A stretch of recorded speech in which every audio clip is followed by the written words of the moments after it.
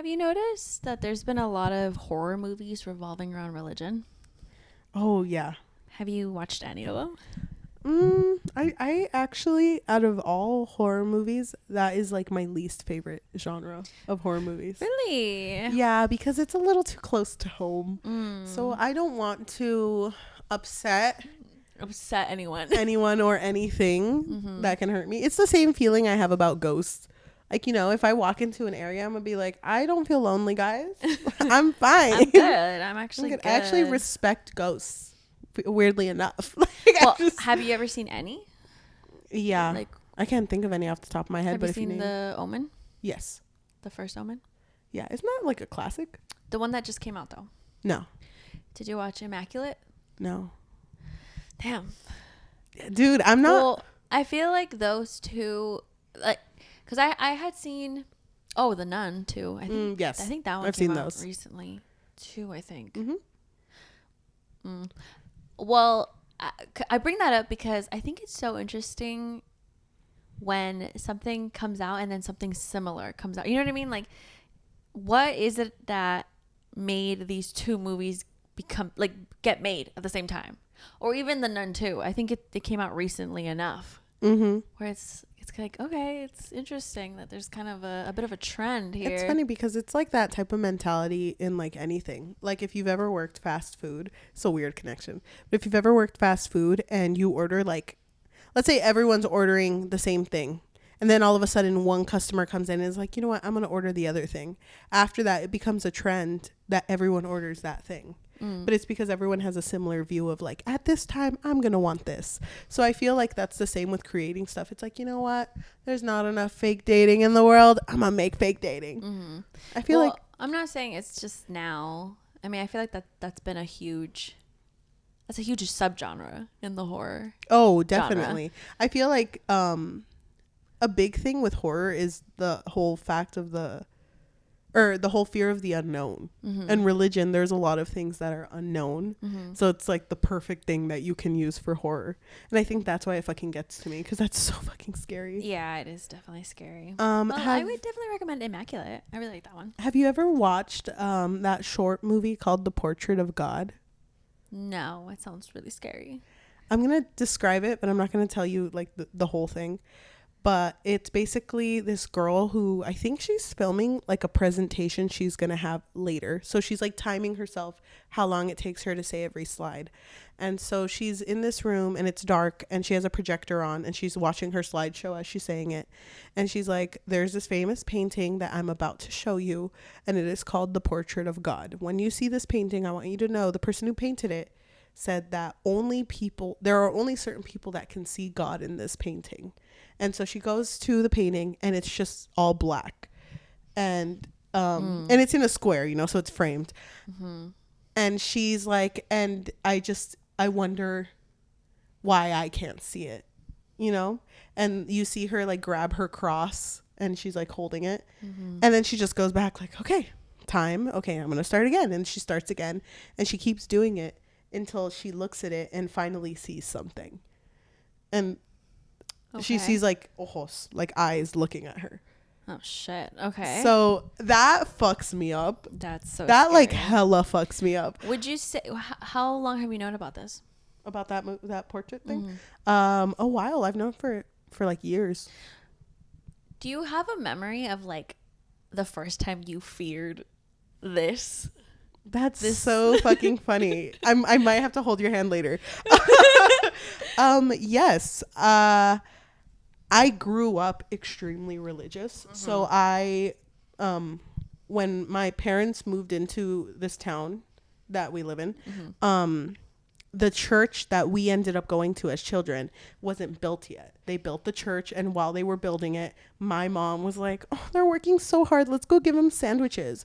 And she came back converted. So she was like, now when they really talked to her ear off. So now when we were going to church, we were there like literally from when I was in kinder or even before I knew how to read up until we met, which was junior year of high school. And I think it really hit me. I always didn't like religious stuff, but it really hit me that last year because I wasn't going to church as often, because I was hanging out with friends. It was like I was enjoying my high school days. But one of my friends, he was also in the church that I was in, but he was in the English version of the church because I would go to the Spanish one. It was just at a different time. And he told me, he was like, "Are you going to do your year?" And I was like, "What are you talking about?" And he's like, "Yeah, you have to do your year, you know, the one where you cut everyone off that's not in this religion, and you study for a whole year. And you have to do it now because it's like, it's supposed to be like, you have to claim the time that people find like most precious. So it's like the end of high school. So it's like you're willing to sacrifice that in order to like be closer to God." Okay. And so then I was like, okay, I'm going to research some shit. And I found out a lot of stuff. I don't really want to talk badly about this religion because everyone is, you know, subject to their own opinion. And I'm never going to put anyone down for believing anything. But I just remember looking into the beliefs behind that religion and then thinking to myself, like, if I ever had the opportunity to talk to a higher being, I don't think I would want to know how things end. Because I feel like as people, like because we're just mammals, like as things that are alive in this world, our life is so short and like the things in our life are not infinite. So to have knowledge of all of that feels like it would break me. And I just remembered not liking that feeling. And I brought it to my mom and she never even considered the fact of making me do that year. Because she was just led in by the sandwiches and the everything. Like, she wasn't really that deep in it. But I remember I told her, I was like, "Is that something you want me to do?" And she was like, "No, you're good. Like, you're fine." Would you have done it if she told you to do it? No, because then because there was like more in the religion, like if you were like deep enough you can actually have a conversation with God. Oh God. And that like fucked me up. Oh my God. Too. Yeah, that fucked me up too. We had a mutual friend that got that deep. So yes, I remember. Shout out. Oh my gosh. So I never wanted to do that. Like that fucks me up. I don't think people should know everything, and I don't think people should, I don't know. Religion is a very touchy subject. So yeah, and I feel like, why do you want to know? I don't know. What are you gonna do with that knowledge? You can't escape it. I think it would fuck me up too. I think I've gotten to a point in my life where I'm more so happy with like knowing the things I can control than the things I can't. So I know that when people go through loss or go through a hard moment in their life, it is very much like, oh, well, I need to turn to, because you feel alone. So you need to turn to something, and you turn to God. I could see that. I could see myself doing that maybe in the future, but I never want it to be because I don't think I have enough support now. Yeah. That's what I think. I'm gonna drop this. So you would say that was your first moment. I feel like for me, it's interesting because my parents are religious, but still, I think they were, how do I describe it? You know, like religious people who will mention God every now and then, sprinkle him in a little bit, and it's I never felt like my parents intentionally tried to put the fear of God into me. Yeah. But I feel like unintentionally sometimes they would, just based off of like some conversations that they would have. And then my mom was super into like horror and like scary shit. And a lot of it was like religion stuff, right? Religious stuff. And you know, that would freak me out. But the interesting thing is the first memory that I have where religion like fucked me, well, just like, you know, the idea of it really just like fucked me up was, did you ever watch that one video on YouTube that was called A Letter from Hell? That sounds so familiar. It literally fucked me up. And think about it. Can you describe it? Yes, I can. Well, I might butcher it because it's been so long. It's fine. But basically the premise of this video, and think about it, like when we were young, I mean, YouTube was like, it was just starting. Okay. I don't know. There was 10 videos on there. I don't know how to describe it, but like to me, I was like, oh, this is real. Like I was like my mom. Yes, My I know mom what you currently mean. now. My mom one time asked me, is everything on YouTube real? That's how I was when I was a child. No, okay? it makes sense because we weren't exposed to that. Yeah. So I was Yeah. like, oh my God, I'm going to hell. So this video was basically the way that it started, it was a couple of friends who were in a car crash together, and one of them passed away. Well, no, I think two of them passed away, but one of them was really religious and the other one didn't know anything about religion, but he knew that his friend was religious. So the one who was not religious basically wrote a letter to the one who was religious and basically described what hell is like. And think about it, it's like emotional. Like I don't remember it much, but I do remember that he was screaming in the video and he was telling his friend, like, I remember that you were really religious. Why didn't you ever talk to me about God? You could hear like footsteps too and saying like, oh my God, they're coming. Like they're coming. And it's like and that he was like burning and it's like really hot. And I remember seeing this video and thinking to myself, oh my God, hell is real. I was so like traumatized after this video, but not enough to like read the Bible, just enough to just It fucks with you. just be like, I guess just have it in the back of my mind. And it's such a sad thing too, that as children, as like youth, you really are taught religion with fear, like laced in it. Because I remember the times when I was fucking in first grade and they would have me an hour's worth of study and I was literally like leaning on my couch, like falling asleep, and they'd be like, God's watching right now. Like God's watching you, so you need to stop. Yeah. I'm just like, fuck. Like, Yeah. But even then, like I remember thinking, but why would he let, if he's the creator, why would he let people suffer? You know what I mean? Yeah. Like, I don't know. Like I remember thinking that too. So it's just kind of like a weird spiral to go through when you're a child. Yes. Do you think that opening religious trauma, Oh God, again, but also talking about gay angels and demons, can fix your life? I think so. It also ruined my life. Welcome to the Book Fix Podcast, a podcast where we fix lives and ruin lives, apparently, one book at a time. I am your host, Cheli. And I'm your host, Yajaira. I've been waiting for this episode. I love what we're going to talk about today. We are talking about Rafael Nicolas's second book in his Angels trilogy, which is Angels and Man. Dude, I like it's funny because I have so much to say, but I also like don't even know where to start. Can I ask you a question? Yes. Why do you love these two books so much? Like, what is it about That's a loaded them? question. What is it about them that you really gravitate towards, I guess? I think I like, because I've always been super interested in religion, but very, very much in like me holding my arm out and a broom like stick social level. distancing. Yeah. Yes. As I did. I had COVID. Had past tense. Yeah, I wouldn't be here. I think what I like is the idea of things that challenge ideas that are so implemented in our society. Like religion is it's meant to be a community that you can go to feel safe, but so much of it has made people feel unsafe and unwanted. And I feel like this really hit me wanting to,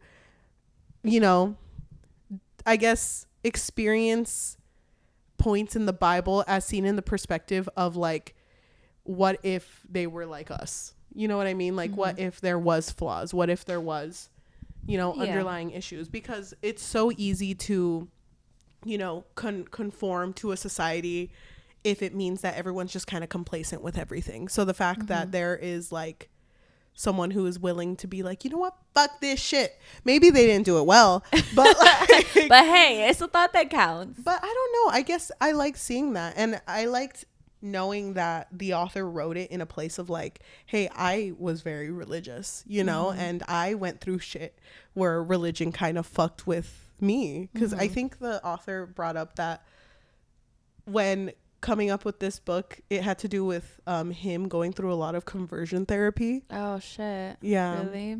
So it's like, it's crazy to me to have gone through that and still like want to tell a story about religion, you know? So I don't know, it feels very cathartic. Yeah. Right? It's so, I don't know. And I really like the characters because it really hits with the fact that like we are presented all of these angels who have only ever been taught to love and to worship. And the moment where they start to love each other, that becomes a crime. Yeah. You know? It's really weird to me because, well, before we actually start talking about the book, let's just say a disclaimer. Yeah, I was about to mention that. That we are not intending to badmouth any religion or anything. If we crack a couple jokes here and there, it's just how we are. And it's also a very deep discussion about religion. So if we say anything that others, I guess, would not agree with, just everything's an opinion, you know.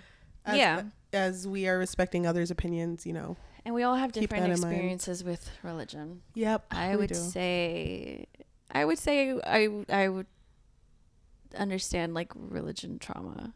I wouldn't want to say that I went through it in a deep level like Rafael Nicolas went through it, but I understand. Yeah. I've seen it affect families. Yeah. So, you know, I get that. But I did want to mention something before we start. Did you ever see that one video? It was with, I don't remember his name. He's Bobby. Oh my gosh, he's a podcaster. Bobby Lee? Yes, him. Where he was filming with someone who was religious, and him and the guy went on the floor because he wanted to say a prayer to Bobby Lee, and they like put their like shoulders on each other, or you know, he was holding his shoulder, and he was just saying like, I know Bobby Lee doesn't believe, and I know, but I just want you to protect him and take care of him and all this. And then honestly, I might be mixing podcasts. If that's not it, I'm sorry.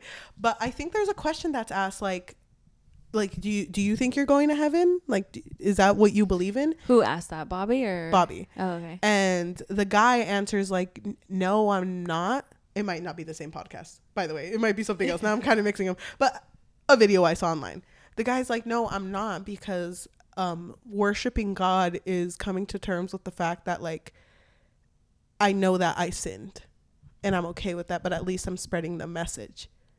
And I was like, oh shit. But that's kind of goes against everything that I was fucking taught. I don't think a lot of people think that way though. No. I feel like the majority of people would say, well, I'm going to church and I'm spreading his message, so I should be going to heaven. I think I'm good. Yeah. Yeah, but I remember hearing that and I was like, oh, fucking But that's really interesting. It's very extreme. Okay. Yeah. Why don't you summarize Angels Before Man, which is the first book? It is a queer retelling of Lucifer's fall.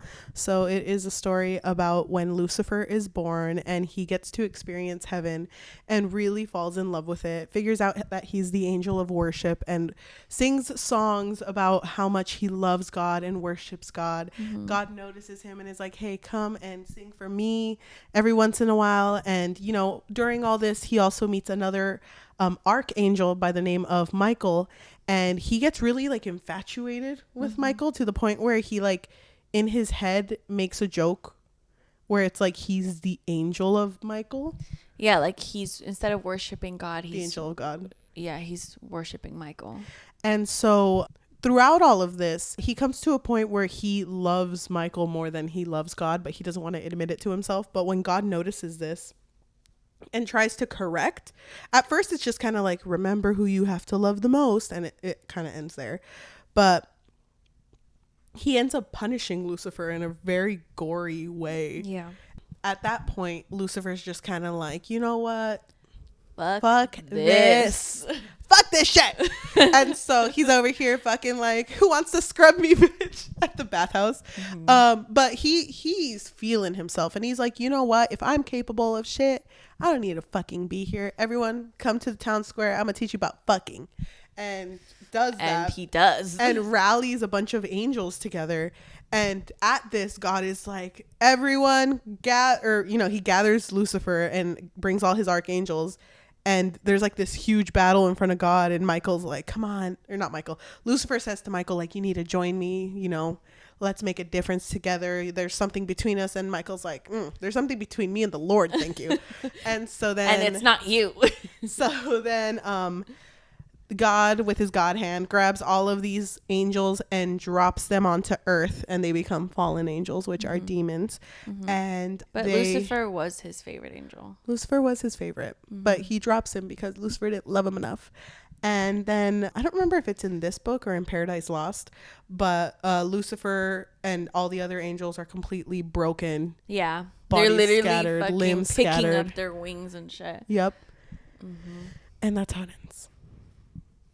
So let's talk about book 2, Angels and Man. How did you feel that this book did not start with Lucifer? At first, I'm gonna be honest, I was not interested. Me too. I was like, Azazel. I was like, who the fuck is this? I don't care about this bitch. I really, really, really wanted to see Lucifer, I guess the beginning of his time on Earth, but we didn't get that. We didn't. So I was also like low-key disappointed, but I was like, okay, I need to see how this comes together. So it starts off with Azazel after the war had already happened. And he is in a white room and looking at the ceiling. He's on a ladder, and he's looking at like the old carvings and tracings that he had done of the ceiling painting of all the angels. And he trips off of the ladder and fucking like breaks his wing like horribly. And he's pretty gory. Yeah, and he's laying on the floor, and the only thing he's thinking is like, I can't believe I committed a fucking mistake. I can't believe I fell off of a ladder. And another angel named Samyaza, I'm gonna call him Sammy for short because I'm gonna yeah, Sammy. So Sammy comes in and is just kind of like runs over to him. A fucking Azazel, you fucking bitch. You're just on the fucking floor. Like, that's all you're gonna fucking do. He doesn't cuss. God bless. So he doesn't cuss, but he wants to. He wants to, but he's like, close. You need to get up before someone says you committed a sin. The S word. So you need to get up. And Azazel's like not even taking his shit. He's like, fuck you, fucking second best healer. You're not first. Oh. And so Sammy starts healing him, and I thought it was sad because he was like, yeah, I know it hurts, suck it up. Yep. So we're led into this new heaven where the angels are interesting to me because they're fucking gossiping. Isn't this a sin? A sinna? A sinna. So it is. These angels are gossiping about Azazel. Yeah. And they fucking hate Azazel. I hate it because while Sammy and Azazel are leaving, they hear the gossips, but they also see that they're rallying up somewhere. And Sammy, I think, makes a comment like, oh, someone committed a sin again. Not again. Whatever. At least it wasn't you, Azazel, you fucking bitch. But they leave. So this is the aftermath of Lucifer. Yes. So of course he planted a seed with the remainder of the angels. And then I was a little bit confused because I don't remember exactly the first book. What was Azazel's sin in the first one? Because he did something, right? Yes. Azazel's sin is more mentioned in this one. But Azazel, when everyone was leaving, someone had came up to them and was like, are you with Lucifer? Are you with Lucifer? And Azazel had no idea what was going on. So he was like, I'm not with Lucifer. So he's not here. Yeah. And they just didn't take him. That was it. So his sin. Wait, are you talking about Azazel didn't have a sin? Oh, no. Everyone called him a whore. Yeah, his sin was for what he did after. But he was forgiven for doing that after because he didn't go. But the angels were gossiping about him. Because of what happened after. Because everyone figured out because Sammy, remember, dragged Oh, okay. But he hadn't committed a sin. He was still considered an angel and not a fallen angel because he chose not to team up with Lucy. So only because he had no idea of the context. Yeah. He could have said yes. Yeah. Honestly, yeah, I kind of do want to hang out with Lucy. So I'm gonna use short names for most of these angels. Yeah, of course. I So, get it. Thank you. Lucy. It sounds like very endearing, though. I don't say Lucifer. Someone might hear Luke. Lukey. Oh. Just Lucy, I guess. That's fine. So it's so sad because this first, like, The first part, what was it called? Just Heaven? Yes. Yes, part 1, Heaven. This first chapter was so sad because I really felt bad for Azazel, just so fucking angry at everything. And even when he went home, and it was him, Sammy, because they're roommates. Oh my gosh. Coca-Biel and Oh yeah, Coca. Coca, and the other one, something Biel, is the other one. All 4 of them live together, and they're eating, and Azazel bites a fruit, and is like, "Wow, this is tart as fuck." Yeah. And then he just goes back to thinking like, well, Rosier, when he would pick fruit, he knew what to fucking pick. So he's just like thinking about all this. And they talk about the whole sin that happened in the square. And they're just like, yeah, you know, they committed a sin. So they took the angels. They put like a bag over their head, a cloth bag, and they're like putting their head in the fountain because, you know, they committed a sin. And then Azazel's like, what the fuck is wrong with these? What the fuck? So he's just kind of like, okay, whatever. I'm going to my room. I'm not hungry. Then Sammy's like, you never want to eat with us. I made all this food for nothing. They don't make food. They just eat fruit. So like, I picked all these fruit for nothing. And then Azazel's like, fuck you guys. He didn't say that. Fuck you guys. I'm going to go. So he goes to his room and he just thinks to himself like, I fucking hate it here. And I wish that I were gone. Yeah. Oh yeah, it got really dark. Like he did not want to. Suicidal. Yeah, he did not want to exist anymore. Isn't that kind of crazy though? Because the concept of dying isn't something that angels know. Yeah. How do you know that? He doesn't say die. He just doesn't want to exist. Yes. So to him, it would just be like, not here. I'm gone. How did you feel? I felt so bad for him because everyone was being so fucking rude to Azazel. And for the life of me, at this point, I had no idea what he had done. I was like, wait, what did he do? Did he was he in the orgy? Is that why everyone hates him? To me, I was thinking, okay, let's say he did partake in the orgy. I don't remember. But if he did, okay, so let the man breathe. I thought at this point, that he had done something and then God just forgave him, right? Yes. And I was like, okay, if he forgave him, why are all these bitches calling him a whore? So Azazel had 2 friends, Armani and Dina, in this. And to bring up what you said, all of the angels that committed a sin during the war got in trouble, but were forgiven. So the angels, because God now stopped listening to the angels and kind of just let them exist, the angels took it upon themselves to kind of do God's job. They're like, okay, well, if anyone sins and we call them out for it, maybe God will start listening to us again. That's what was kind of... So they start acting on their own accord, basically. Yes, but the fact that they go out and call Azazel a whore is crazy to me. Yeah, me too. Because the whole time I was thinking, well, who the fuck are you? Who the fuck are you? Daniel? Daniel, right? Yeah. He was the worst one. He was the worst. Oh my God. And he had like this whole thing where he wanted to get all of the what did they call him? Get the... Sin. They were the angels that committed sin. I forget what they called them. Just the sinners. They call them the sinners. Okay. He wanted to get all the sinners and make them move to like the ugly part of heaven. So literally he just wanted to, get away from them. Yep. But then I was thinking, well, God forgave them. Yeah. So why are you doing this? But then it kind of goes to show like the world is kind of like that. Like it's so much like, hey, I know that we said that we're supposed to accept you in this religion, but I also like hate you. So yeah. And also you also are like, you did this one thing that I'll never forgive. Yeah. Cause that's gross. That's so fucking shitty. Yeah, so let's wrap up the first part a little bit. Okay, so Sammy, I believe it's Sammy, who's like, you know what? God has to he tells Raphael. He's like, Raph, Rafi. Can I please talk to God? Eventually, he gets to talk to God.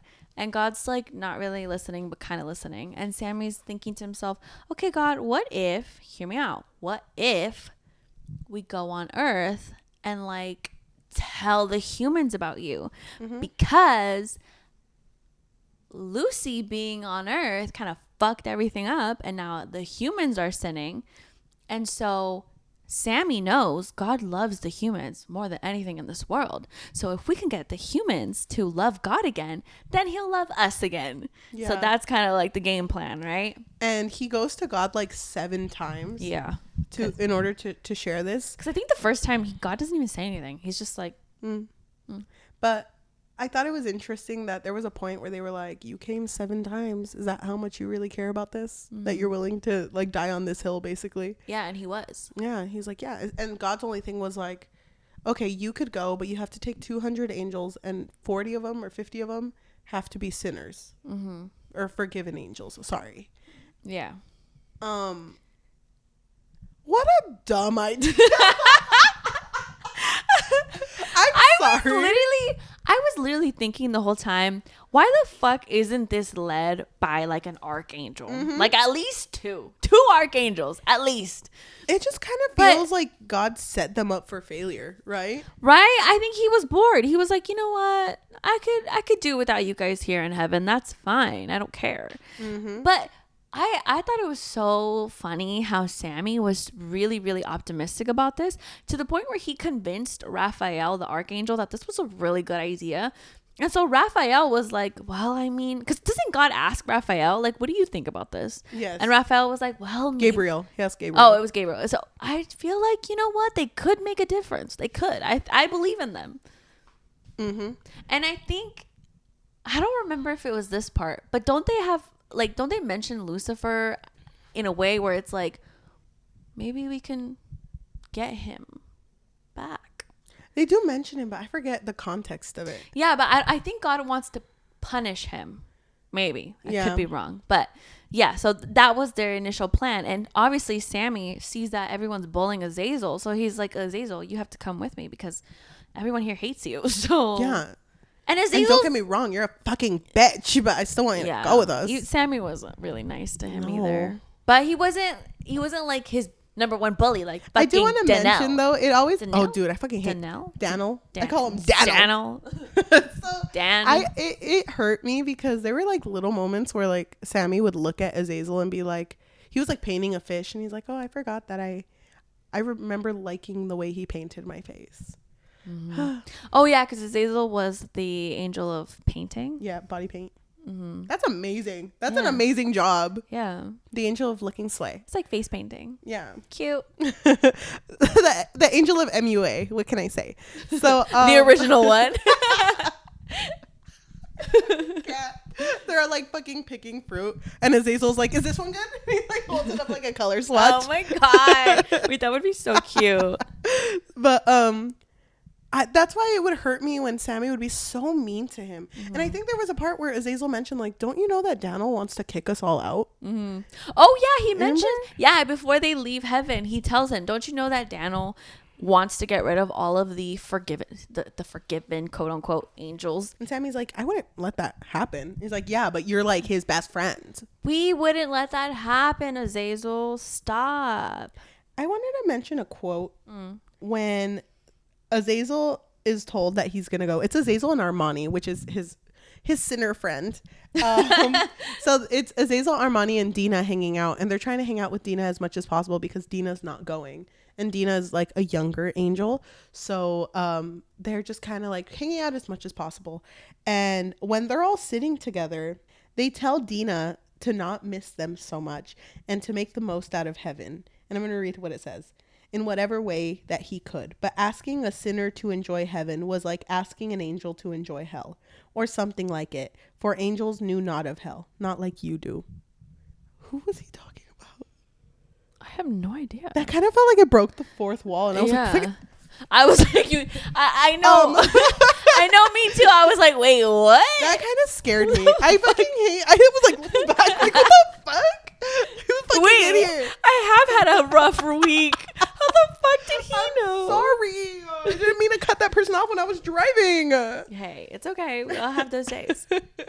That scared me a little bit. I was like, what the fuck is this about? But isn't it kind of sad that even though it sucks for them in heaven, there's a part of Azazel that doesn't want to go? I think he's scared. I think he's scared of the unknown, of what the hell's gonna happen. I think he fucking knows too that this is a horrible idea. Yeah, dude, everyone should fucking know. But Sammy's also, like, trust me. Also, they didn't have a game plan. No game. It's not like they knew what the hell they were gonna say once they were in front of the humans. So, okay, angels, fucking circle up. So Sammy's speaking. He's just like, we're gonna go there. People are gonna sneeze. You know when we're all gonna say fucking bless you. We're all gonna fucking say that. Then we're gonna cut into 30-minute prayers. We're gonna do fine, guys. And break. So they come down and they're just like, man, this place fucking sucks. Breathe it in, guys. Fuck. This is heaven. This is earth. Here, this is disgusting. And it's like, no, you don't get it. We're gonna build a church right here, another a church right 10 feet away, another church 20 feet away, just in case. Yeah, it's gonna be great, guys. So what do we eat?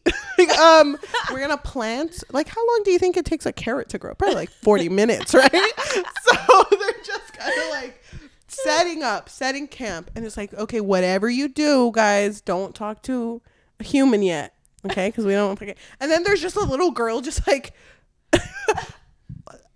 Well, they landed on a mountain because they were thinking like, oh, we're high up enough. No human's going to be up here. Yes. And then there was a little girl there looking for food. And Azazel, it's so funny. It's like, don't freak them out. They're humans. We're angels. We don't want to scare them. And fucking this girl sees them, turns and runs. And Azazel fucking using his hand, sprinting towards this girl. And she's like, holy shit. But she looks like super underfed, right? Yeah, she does. And they notice that immediately. They're just like, oh my God, this poor girl needs our help. Needs the angels. I know what'll help. We're going to pray to you. We're going to pray to you. And it'll be great. And I think immediately Sammy's like, we're angels. And she's like, what the fuck? She doesn't believe him, obviously, because why would you? And so then they're looking at the human, and they're just like, is he a human? Is he? And it's like, no, I'm not a he. You mean like, she? It's like, what, a woman? What the fuck? A woman? A man is what you're saying. That's what you're saying. It's like, no, I'm a woman. Azazel looks at the little girl and is like, wait, are you a woman? And then the girl looks at him and is like, are you? And Azazel's like, oh shit, I never thought about that before. Fuck. I'm an angel of God. Thank you very much. Mm-hmm. Do you know that the author doesn't consider this a gay romance book? It's like, because the angels don't have any gender. Oh. Yeah, the only reason they use he is kind of just like, because it's kind of what God did. Because God's a Menonist. Nah, he didn't say that. Oh, that makes sense, actually. But they go down to the village that the girl's from, and she's just kind of like, here's the people, and here's the main bitch, Enoch. And Enoch comes and is like, I'm the main bitch. Who's blind, though. Yeah, he is blind. And Sammy's like, oh, hey, come over here, I got this. Come over here. Boop. You're good. And he's like, oh my fucking God. Wait. Oh, sorry. That's blasphemy. Actually, takes the vision right out of him. He's like, never mind. Let's go down to the other village. That's so fucked up. Okay. So Just kidding. He didn't say that. He has sight. It's so funny because he has sight, and Enoch's like, sorry, I know you're angels, but I'm gonna go fucking see the world. So peace out, guys. Except these angels, they're chill. They're chill in my book. I can see now. Cool. Yeah. So they leave, and Sammy's like, okay, guys, who's ready for some worshiping? Who's ready for, it's like these people that are hella underfed. They need they need food, and then Sammy's like, okay, I guess we can help them. I guess we Oh can my help them. God. What else are we gonna do? While we kind of spread the good word, the gospel. So, Oh my God. so they all like have different jobs in order to help. And dude, I was like, this is so fucking boring for them.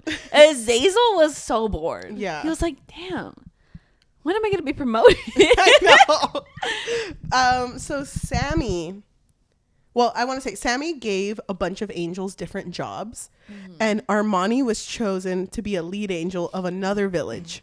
And everyone was like, why the fuck is Armani like chosen? Because he's a sinner.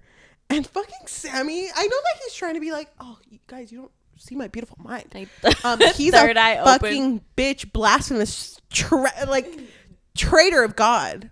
What if they relate to him? Because they're all traitors. They're all sinners out there. Have you seen those bitches? He said fucking God. Like, they'll relate to him. So Armani's in charge of his own section, and he's over here. But he's in a different area. Yeah, he's somewhere else. So it's focusing on the main section where Enoch's people are.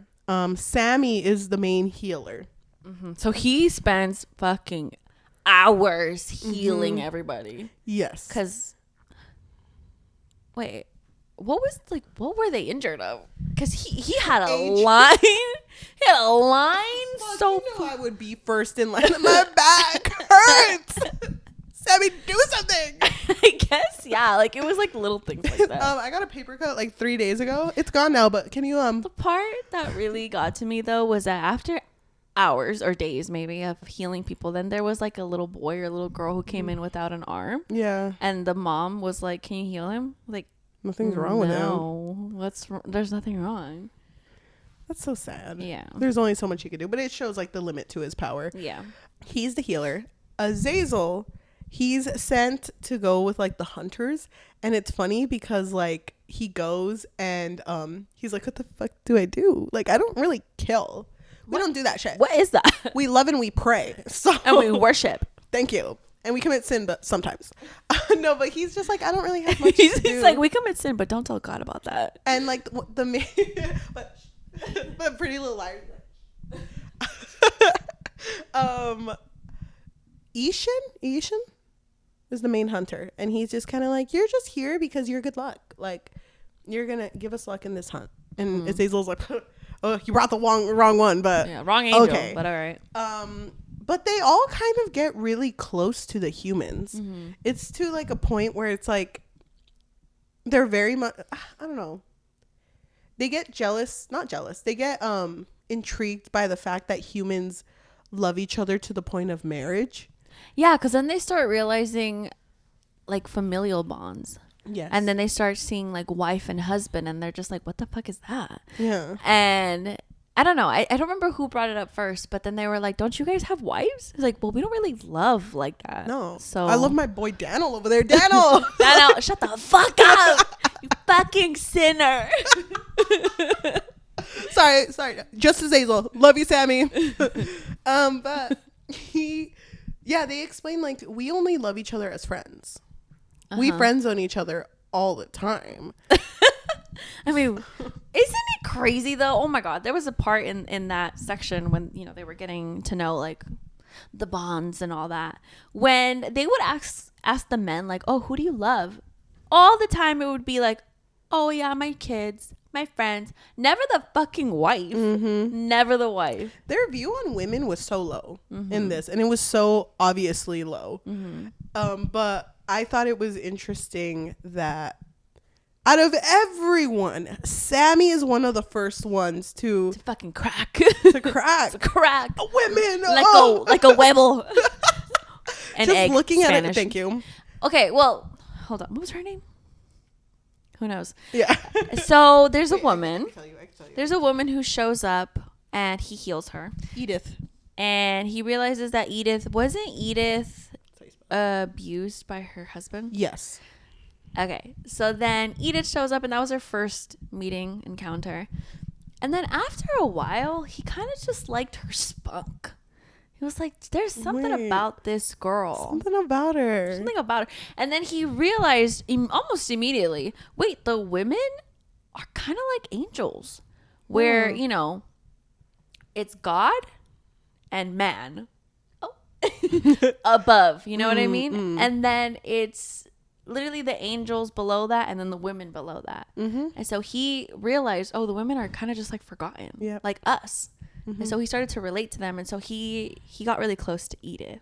Yeah. And there was one point where he had just healed too much and his hands were shaking and there were just people coming up to him like, where are you going? You need to look at the line. And he's just like, 5 minutes. All I need is 5 minutes. And he walks out and is just like having a moment.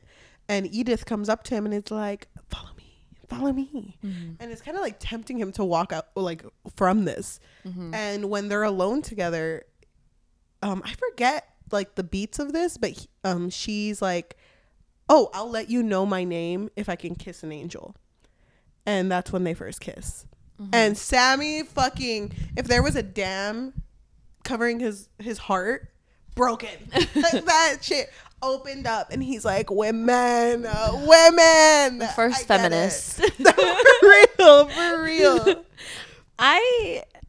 Dude, when this happened, I just had this thought, why is it always the woman who tempts?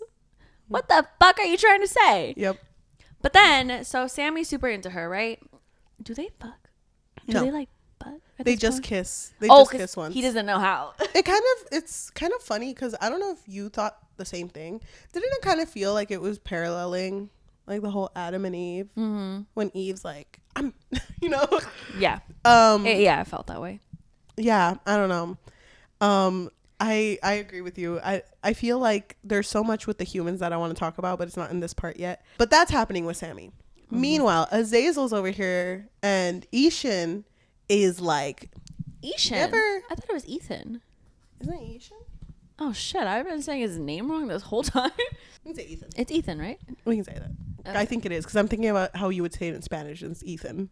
Yeah. Okay, so Ethan's just kind of like, so yeah. Wait, Azazel, you ever think of a bro? You ever think of a man? Well, I think, don't they start talking about Ethan's love life? I don't know. They're like bonding, I think. And Ethan mentions, oh, I loved once. And he mentions that he loved a man. Yeah. And Azazel's kind of like, oh. I'm, in this village, I have not seen two men together. And then he mentions that he lost this lover and he thinks about him fondly, but yeah, I don't know what else he says. I forgot. He mentions that he's always just loved men and that they were really happy together, but he was just stupid back then. But then they're just like, oh, haha, but Azazel, you're so cute. Oh, you're so, like, they always like compliment him and like, and he finds a lot of like comfort in these humans because he hasn't felt like this in a long time to be like so loved. So he really likes them. Yeah. But he doesn't do anything to pursue Ethan. No, which is huge. Fucking Sammy over here. Sammy's over here like, what do you need, Edith? I'm here for you. Anything you want, girl. He's like, suddenly I don't worship God, I worship you. Yes. My hands look like this, so hers can look like that. So he, I forget the beats of this, but he basically knows that he can't keep kissing her because he's sinning. So he's like, I have to marry her. Because that's, the thing that they do. But I'm going to have to bring it up to the guys. Yeah, to the bros. The bros, because I need to let everyone know that I'm going to marry her. I'm going to make a wife out of her. Because I'm not sinning. If she's my wife. So wait, at the same time, though, Ethan and Azazel have a conversation in passing of how Azazel used to be the god of MUA. Yeah. Or not, Azazel. The angel. Not the god. Oh my God. The angel of Slay. Yeah. I used to be the angel of Slay, but they took my paints away. I can't paint. Oh, we didn't even mention, after the war, none of them can wear color anymore. They have to wear white as angels and have to hide their hair in order to not tempt each other. Oh my God, that's crazy. Yeah. Me? I would never. Even in heaven, it's rough. I was going to wear white today, too. I should have. You should have. All white. Queen. Azazel brings that up. So then later, Ethan pulls him to the side and is like, hey, I got you something. And he takes out like a lot of paints. And he's like, yeah, I found a lot of stuff that you can make paint with. And this moment was really touching for Azazel. Yeah. That he, without even thinking, immediately kisses him. Dude, I rooted for them so much. I was just like, this shit is so cute. But Azazel immediately like pushes away and he's like, I'm out of here, and doesn't take the paints. He's like, I shouldn't have done that. And dips. Sorry, God. Leaves. And so it's the angel meeting. 8 a.m. They're on top of the mountain and they're just like, hey guys, Sammy's over here like, hey, how's everyone doing? And everyone's like, we're all good. Daniel's like, everyone's good except fuck Azazel, am I right? And everyone's like, haha. And so then Sammy's like, okay, weird thought. Weird thought. Okay. Weird shower thoughts. So he's like kicking his feet. So there's a girl. And her name is Edith, and she's everything. But if any of you, you just get super jealous. If any of you fucking look at her, You're over for you bitches. Dead. Sorry, God.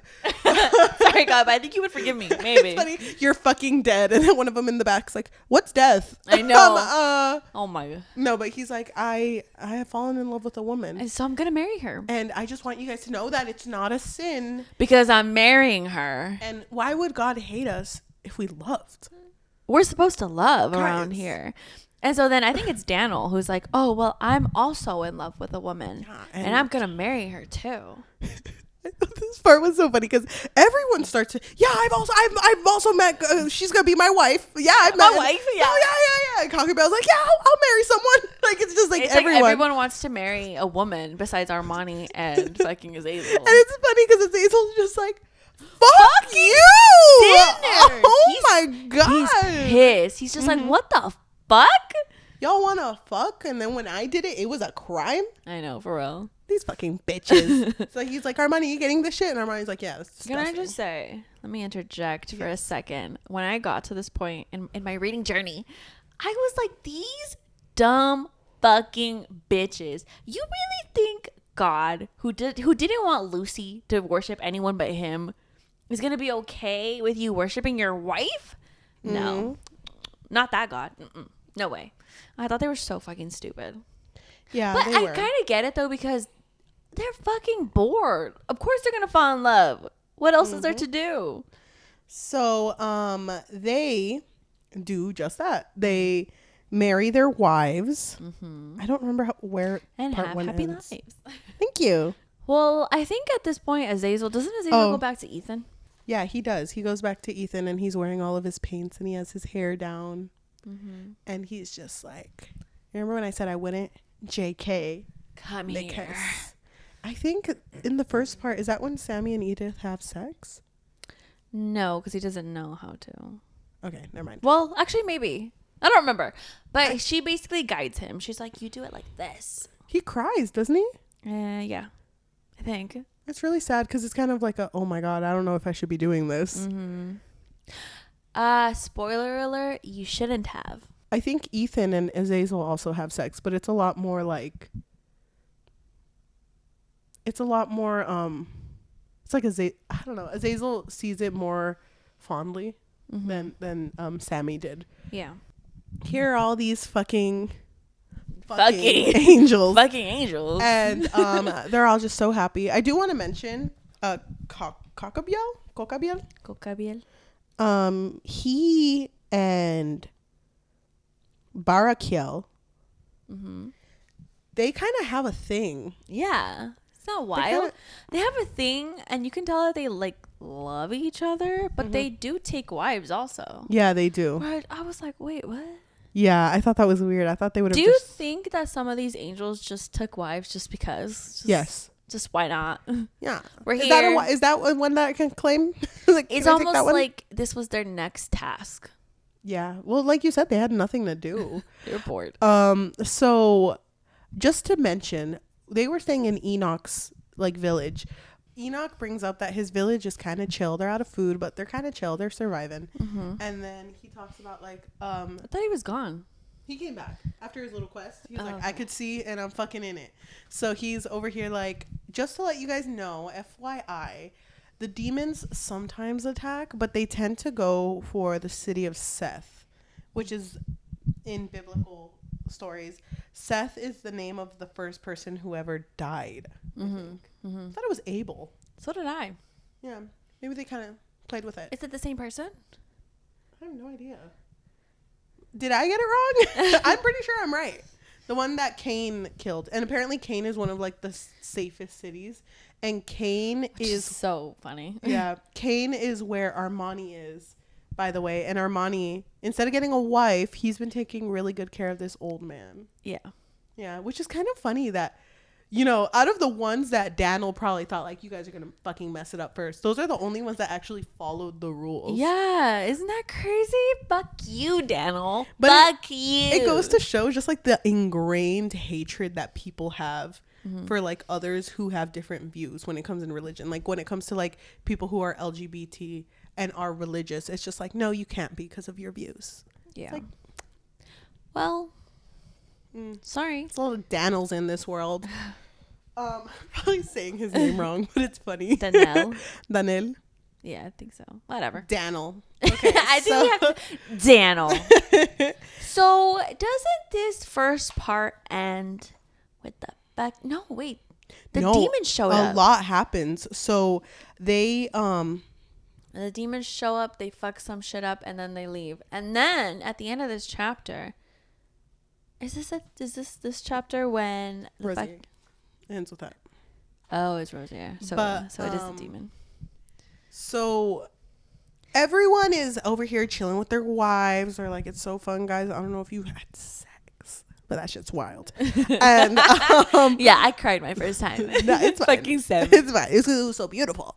So and Daniel's in the back, but fuck Azazel, am I right? So they're over here living it up, and they see Archangel Michael come down, and they're like, oh, that's where that bitch has been? I thought he went to fucking. Hey, Michael. Hey, look at my wife. Look at my wife. No, dude, I just want to say I had this like sense of dread, and I knew. I was like, some shit is gonna go down. Yes.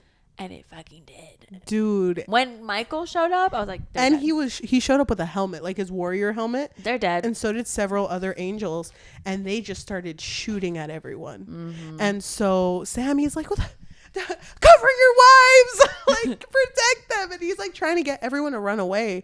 And Azazel is thinking about like, oh my God, Ethan's with his family. I need to go protect him. And so an angel is chasing Ethan, and then Azazel gets in front of him and is like, I'll have him chase me instead.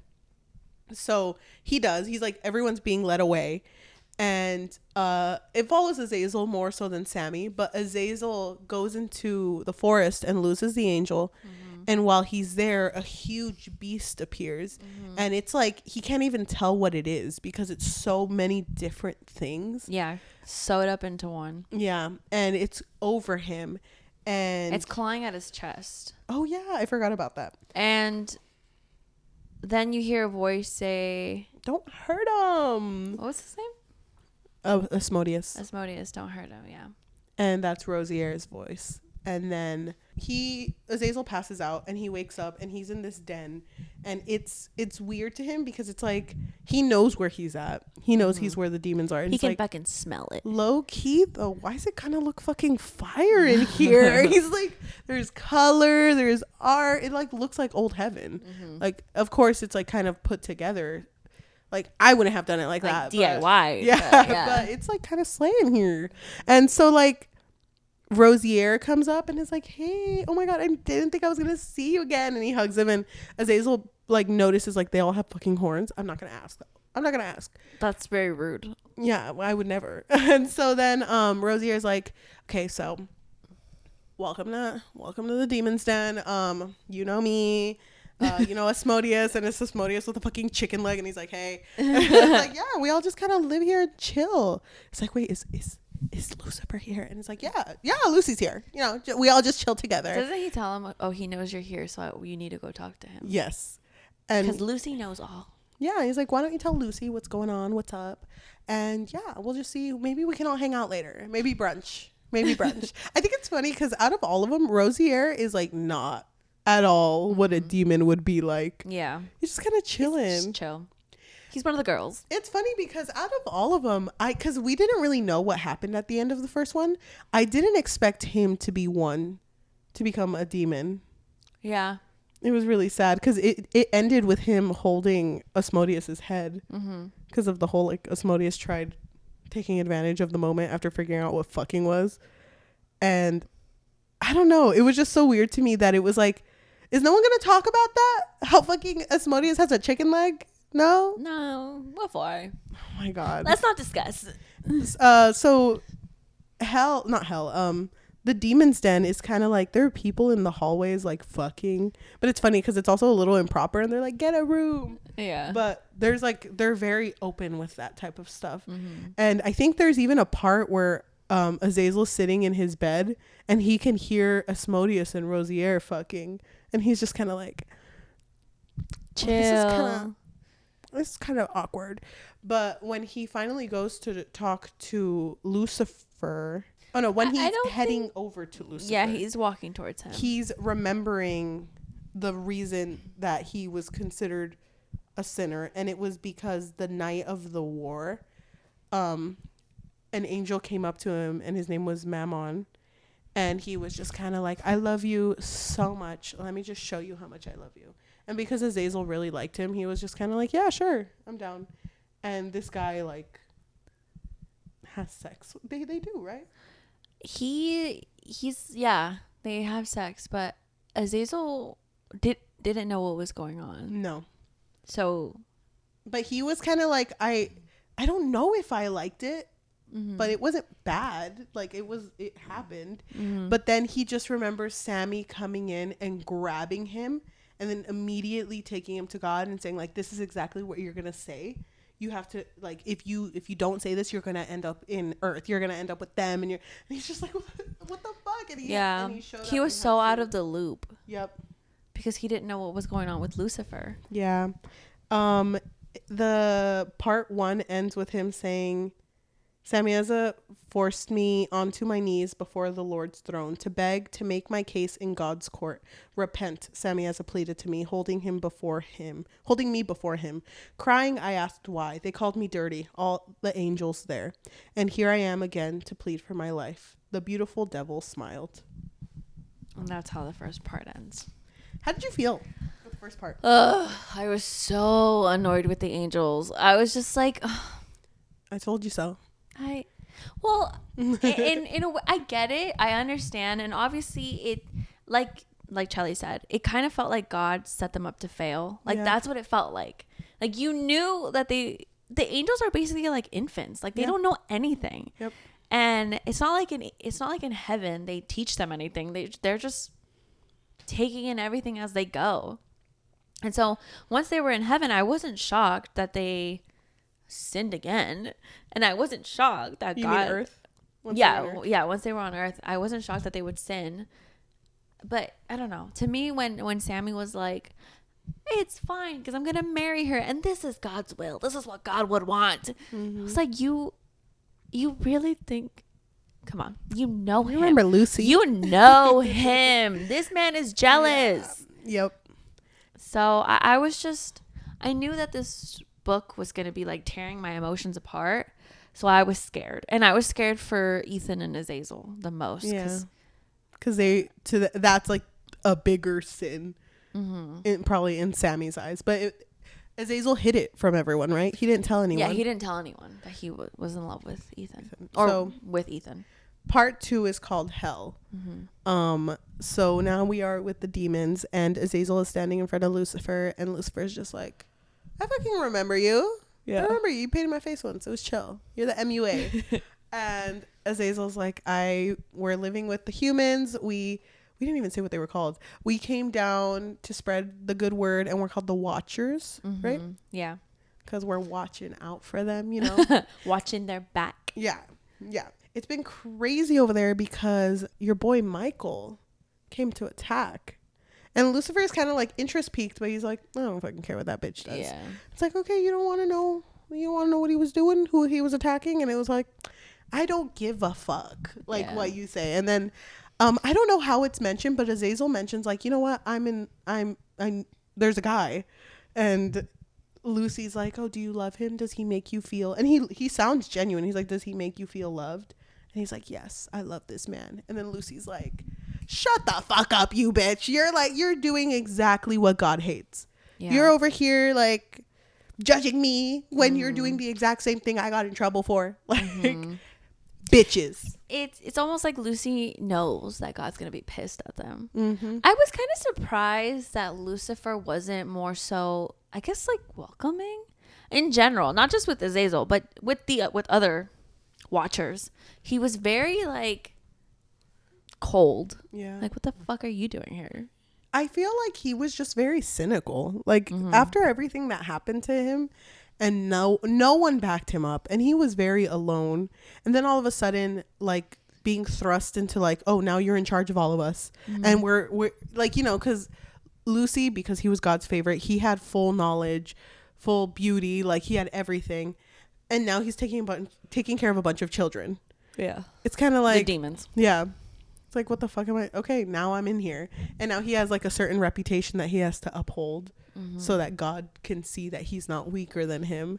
Can I say something I hated? Yes. Which I told you about? Yes. I hated that the demons referred to themselves as her and she. They were like, oh, we're all she's here. Because Azazel was like, well, you're a woman? Like, yeah, we're all women here. I kind of thought it was like, it felt like a joke. You know what I mean? I don't know the intention that the writer had for that, but it was weird. It would have been okay if some of them, maybe. Because my thought was like, well, why is it always the woman who is compared to a demon or a temptation, or, you know, trying to seduce you into doing something sinful? You think that's the point, though? I don't know. I'm not sure if that's the point. I don't like I don't know what it's trying to say with that. But it rubbed me the wrong way. I didn't like that. I can see that. I guess in one way it could be like, because to the watchers or to the angels in general, like you said, they don't have a gender, but they go by he, him. So I don't know if this was supposed to be like, oh, well, we're breaking the norm, you know? We're different. But it just felt we're weird. We're she's and we're hers. Yeah, I don't know. I didn't like it. Okay. So. Okay, I get it.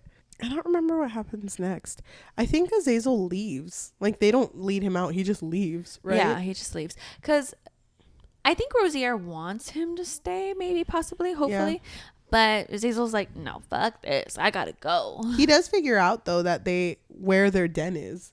Like, it's really close to where they always have their angel meetings. Yeah. Uh-huh. And he's just kind of over here like, I need to fucking get out of here. And I thought it was really sweet that when he left and he was wandering the Enoch's village, there were people that were looking for him. And it was Ishin, the little girl. Ethan. It was Ethan, the little girl, and Sammy.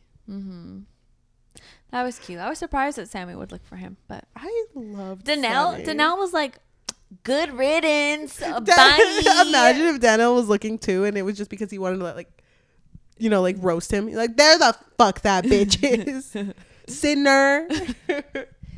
Yeah. But they all moved to Armani's village, I think. I don't remember where they moved to, but they do leave. But they're in like the outskirts of the village, and it's like, we're just gonna live here for a bit while we, like, you know, gather our things and everything, but it's okay, we're all here to help. That's when the first wife is pregnant. Yeah. Dude, how did you feel? Dude, I was nervous. You were? I was so nervous because I was like, something bad's gonna happen, because that's unnatural. Yeah. I didn't even know that the angels could get them pregnant. Yeah, so I was just kind of like, what's in it? What's in it? Ew. Well, I mean, they're not human. Yeah, they're not, but... Were you just kind of like, oh, this is gonna be a cute little baby. Cute little baby. No, I had no thoughts. I didn't want to think too much of it. My honest thought was that I thought that they were gonna, like, Michael was gonna come back down and, like, kill everybody. You know what I mean? Yeah. I didn't even think that they would get to birth. I thought that he would wipe them out.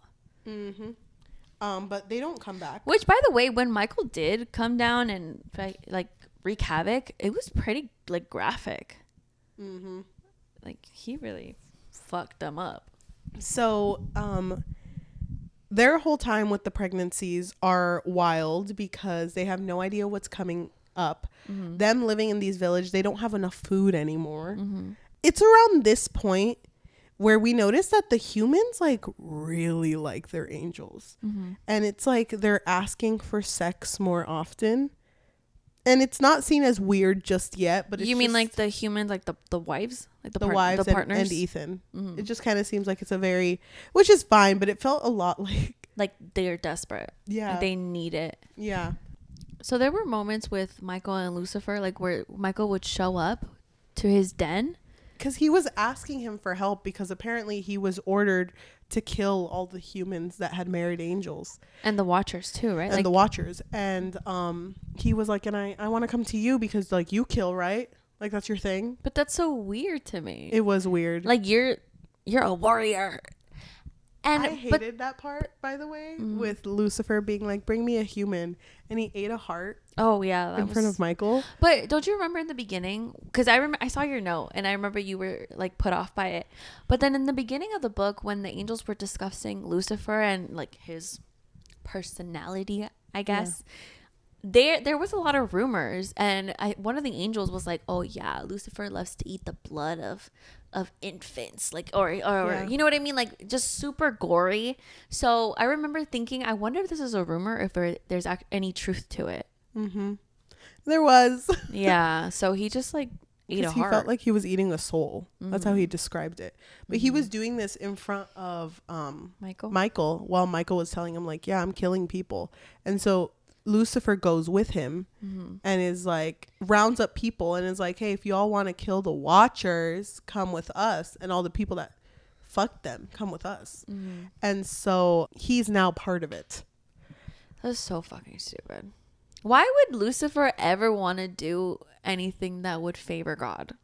I think after being spat out by him. It's weird because I feel like Lucifer isn't a good leader. And it's very much like, I'm just gonna do whatever the fuck I want. Yeah, no, that's definitely the vibes behind it. But I don't know. I wasn't expecting him to be on either side. But if he were to pick a side, I thought he would have picked the Watcher side as opposed to God's side. I kind of do wish that he had more of a conversation with Azazel. He like cut him off so quick. Yeah. I do wish that there was more to that because I really like Azazel. Yeah. And I felt like the Watchers just dealt with so much shit and no one ever helped them. But it was kind of Sammy's fault. Yeah, a little bit, yeah. So he do you think, yeah, speaking about that, do you think that if Sammy hadn't been like, I'm gonna take a wife, you don't think that anybody else would have taken a wife? I feel like no matter what, if no one took a wife, let's say there are just no wives involved. Okay. I feel like God still set them up to fail because it feels very much like when you give a kid a test, even in religion, when you tell someone to do something, it's like, I already know how you're going to answer, so I didn't even try. Yeah. And it's like, well, if you're over here like quizzing and testing me and you already know I've sinned, why are you doing it? It's like they want to show you like, see, you are less. And I feel like that was a big reason on why God had to take the sinners too. Because he was like, if someone's going to mess up, take them with you. Yeah. This just felt very coordinated. And then there were mentions in the second part of Adam and Eve. Yes. More so of like how Lucifer had a part in it and kind of tempted the woman into eating the forbidden fruit. But they also mentioned Michael being there. But I don't remember exactly what. I don't know what he was doing. I don't remember his role either. But I just remember. I remember Lucifer was like, "Oh, the last time I saw you was when it was just Adam and Eve." You know what I mean? Yeah. So I was like, "Where the fuck has Michael been?" I think Michael's just been through it. Yeah. And I think he was being punished, right? He was put in like a long dream where he saw Lucifer like dying, but then he would also see Lucifer where they would be okay. No, actually, he wasn't dying. It was just them having like a happy life, wasn't it? I don't remember the dream, but I remember that he like that was his punishment basically. He had to see Lucifer, and it's like, this is what tempting is. Why would God's not that like bright in this. He's kind of like, maybe the way I get him is to show him that he could have a happy life with his bro. Maybe that's how I get him. And then he's gonna realize that he doesn't even want it because it doesn't make him happy. Yeah, and it sucks because could work. It sucks because in one of those dreams he's kissing Lucifer, and Lucifer asks him, Michael says, I dreamed of you, of loving you. And Lucifer says, how did you love me? And he says, not like this. Damn. That makes me so sad. It's so sad. Okay. Things that happen in part 2. Did they give birth yet? Yes. Oh God. The first baby was born, I think, in part 2. If we're mixing it up, I'm sorry. First baby was born. You want to talk about this baby? This giant ass baby. I would literally rather not. You know, it's like, congratulations, your baby's 4, and it's like ounces. Years old. No, he's tons. He's a girthy boy. Congratulations. Yeah, so they give birth to a monster, basically. A giant, yeah. and and it's really sad because the birth is described as being so fucking bloody, yes, so traumatic. yes. I did not think that Edith was gonna make it, to be honest. And the fact that everyone saw this, it was like, it's like a blob of flesh. It has teeth in the wrong places. There's a lot of eyes. There's like wings in some of them. It's just a mess of things. And Azazel's first thought is like, oh, we gotta fucking kill this shit. No, yeah, I think it was somebody. It's maybe. Azazel. Azazel's like, the first. we gotta kill it. And I kill think it. He's close to telling Sammy, like, you gotta kill this. And Edith is like, no, don't touch me. Well, doesn't Sammy also kind of want to kill it? Yes. He's like, what the fuck is that? Yeah. And then Edith is like, no, that's my baby. That's my baby. It's funny. Can you imagine being the second watcher who's like, my wife's gonna give birth next week? Oh, it's like, God. ooh. Do you think that's just? Do you think that was just you, or No, that was you. That was you, because you didn't have sex good like I did. I remember it wasn't in this part, but like later on when they described the children, one of them was like, and this person has 9 lips. I'm like, what the fuck? I love you, my son with 9 lips. Ew. Yeah. It's just a lot. And it really sucks because the humans get so like possessive about certain things. You mean the partners? The partners. Because when you say humans, I'm thinking about like the village. No, like the wives and the one husband. Yeah. But they get super like, I want to have sex with you all the time. You're always leaving. Well, because after the the giant was born, the angels agree, like, you know what? No more sex. No more sex. I love my giant son, but one is fine. Yeah, we're done.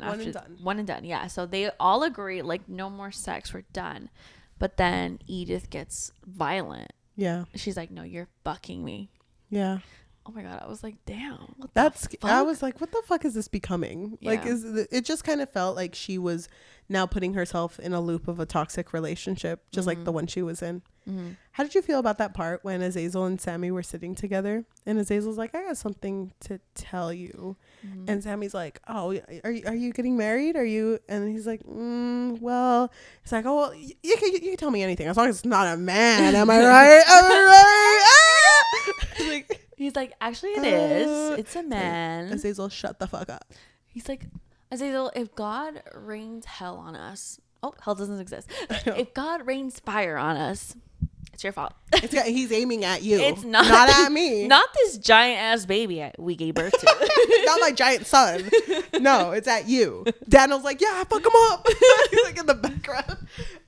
Yeah, so they all give birth to giant babies. Giant, scary babies. Yeah, but love them all the same. And then what was going on with Azazel? Azazel was like, okay, all y'all bitches be fucking and having babies, but I can't have babies. Nowhere to put a baby in here. And he thought it more like Ethan can't have babies because he's a man, so that's not gonna work. But he starts getting like really sick. Yeah, as Azazel gets really sick. Did you know what was going on with him? I had a feeling, but I didn't, because the way that it was described was that he felt a lot of pain in his abdomen. Yeah. And I think he was getting like sickness, like morning sickness, you know? But didn't just like blood come out? Yes. Right? And then he didn't feel it anymore. No, well, he had basically a miscarriage. Yeah. So there were parts of the baby that came out. Oh, okay. And then he literally had it standing up, like hand on a tree, fucking had that baby, and then buried it and was like, never again. Don't talk about that baby. And I was so fucking scared. That's so bad. And I was just kind of like, and then they kept fucking after that. And I was like, you just buried your by baby. the tree. By the way, you went to get water, had birth, and came back. Why do you think he was the only one who had a miscarriage? Because they were walking a lot.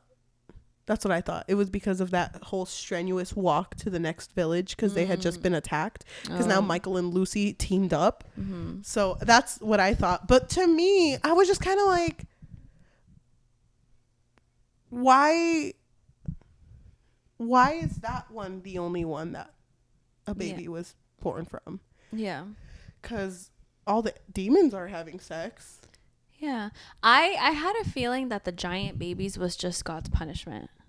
Because I don't think that really makes sense to their anatomy. Unless a demon had a baby too and we just don't know yet. Well, aren't angels supposed to be perfect? So don't they have like everything? You know what I mean? Like what they want. You got a male part, but also an ussy, just in case. Just in case. We don't know. We're not judging here. That's what I thought. But I could see it being a punishment because it's like it's an abomination. I really thought it was just a punishment because I thought God's gonna give them these giant babies and then be like, sins, and then wipe them off. So while all this is happening, Sammy keeps coming up to Enoch like, okay, I know you're mad at me about everything, having a wife, big baby, not killing big baby. Big baby did eat 4 people. At this point, did Enoch have that whole conversation of like, this all happened because you guys are fucking our wives? Yes. So Enoch was like, you guys took our women, fucked them, and now you're having abominations. Yep. And he was like, I thought you guys were angels, but you guys are devils. Like, you are demons.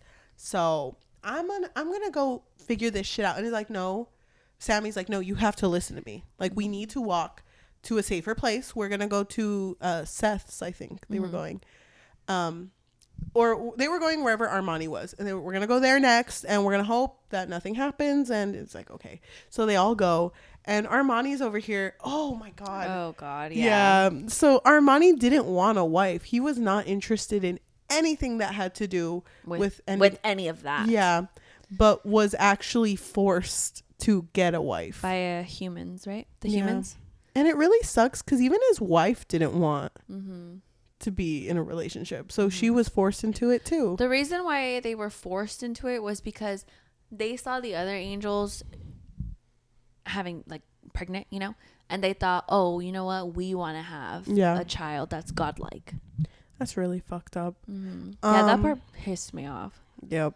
So I want to move forward. Michael tells Lucifer, like, hey, there's this shit. I don't even know if this is in part 2, but this is going to go to part 3. There's some shit going on in heaven, and God wants you to know that he accepts your apology, that it's okay, that you're forgiven. Like, he will take you back. He wants me to take you. And Lucy's like, what the fuck? Are we talking about the same one? When did I say I was interested? First of all, I'm not going. And it's like, no, like, trust. It's like, chill now. It's like, angel, like, the heaven is chill now. It's fun. Yeah. You switched it up. It's so fun there. They have raves, DJs. Raves. I'm in.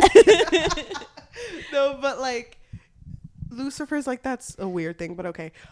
Doesn't Michael mention, though, that God has a plan for him? Yes. And Lucifer's like, I'm not interested. But he's like, no, but he wants you.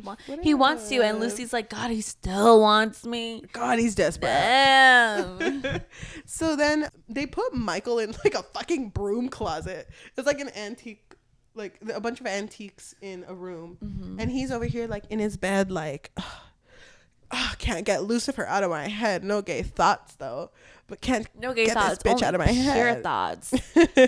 And he hears Lucifer come in to the main room that's connected to that room with Baal, which by the way is like the demon that he was the angel of flight. He was the one that taught Lucifer how to fly in the first one. And he's now like obsessed with Lucifer. Oh yeah, #1 stan. Yes, loves Lucy. So he and Lucifer have really loud sex, and God, fucking Michael is over here saying prayer. He's like, and they covering like, his ears, and they can like hear him. You know, they can hear the prayer. They all say amen at the same time. After he's done with each one. But then Lucifer starts like moaning Michael's name. Oh God. This bitch. Dude, I was so confused because I was like, wait, isn't he fucking Ball? Why is he saying Michael's Funny name? because even Ball's like, what the fuck? Wait, I'm not Michael. He's like, Michael. That archangel, that arc bitch. That's not me. He can't treat you right. But they both laugh. That's so embarrassing. That is embarrassing. If I was Michael, I'd be like, get me out of this. I opened the door. That's really mean, guys, actually. He's like, God, if you can hear me, can you zap me out of here?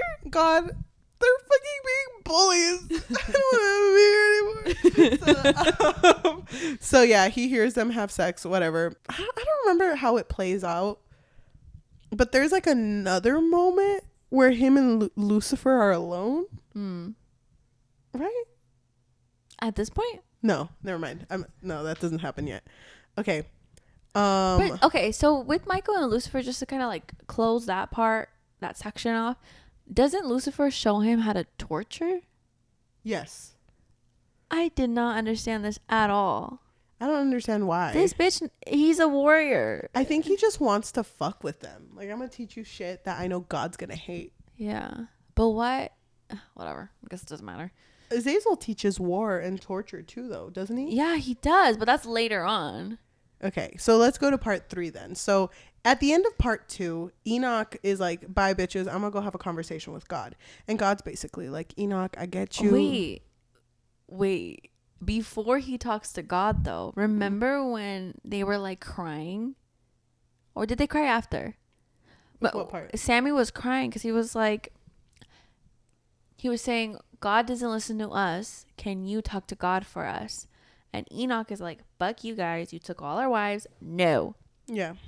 And he starts telling the angels, you guys are just like children. Mm-hmm. You say that you're way older than me, but you don't know anything. Yep.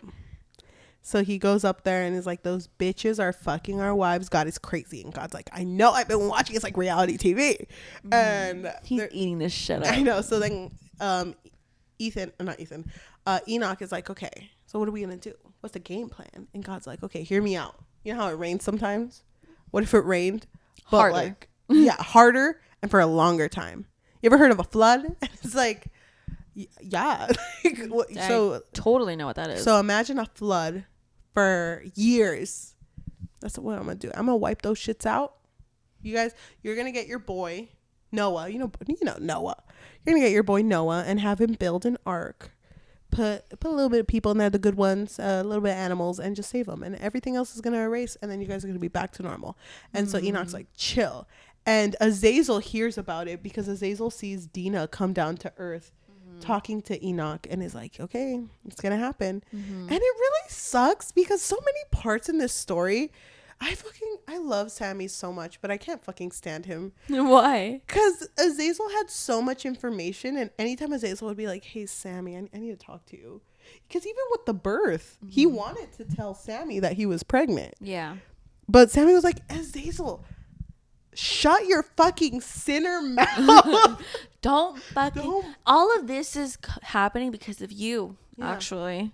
I'm a father now. You wouldn't understand. Me and my big son, I gotta watch over him. So shut the fuck up. And I fucking hated that shit because so much things could have been prevented had he just listened to Azazel. Yeah. So, but he wasn't listening to him. So. Nope. Fuck. What happens? There's so much fucking shit in this book. I know. How'd you feel about the length of this book? Dude, I'm not gonna lie. Because before I started the book, you had mentioned that there's more to this book on Rafael Nicolas's Patreon. Yeah, there's more chapters. There's more to this book, and I was thinking like, because I really like his writing. So I was like, damn, I wish he would have included it. But I'll be honest, this was a bit of a struggle. Yeah, because I just felt like there was so much shit happening, and I don't know, like it was a lot, and then there was so much like bad shit happening. So it was like hard for me to just. I get you because it was just never good, and when it was, you knew it wasn't gonna last. Yeah. So I get you 100%. I do want to move forward to the part where the flood is going to happen. If we're skipping parts, I hella recommend you read this book. But the flood is going to happen. I don't remember why they're all walking. Oh, they were kicked out of Armani's village. And so Armani or Samyaza is like, okay, let's get everyone and let's round them up and let's walk back to our place. Like, let's go. And so they're all walking, and I don't remember if they're attacked again or if something's Sammy's like, you know what, I'm done with this shit. Like, I'm done with things being bad and God not helping us.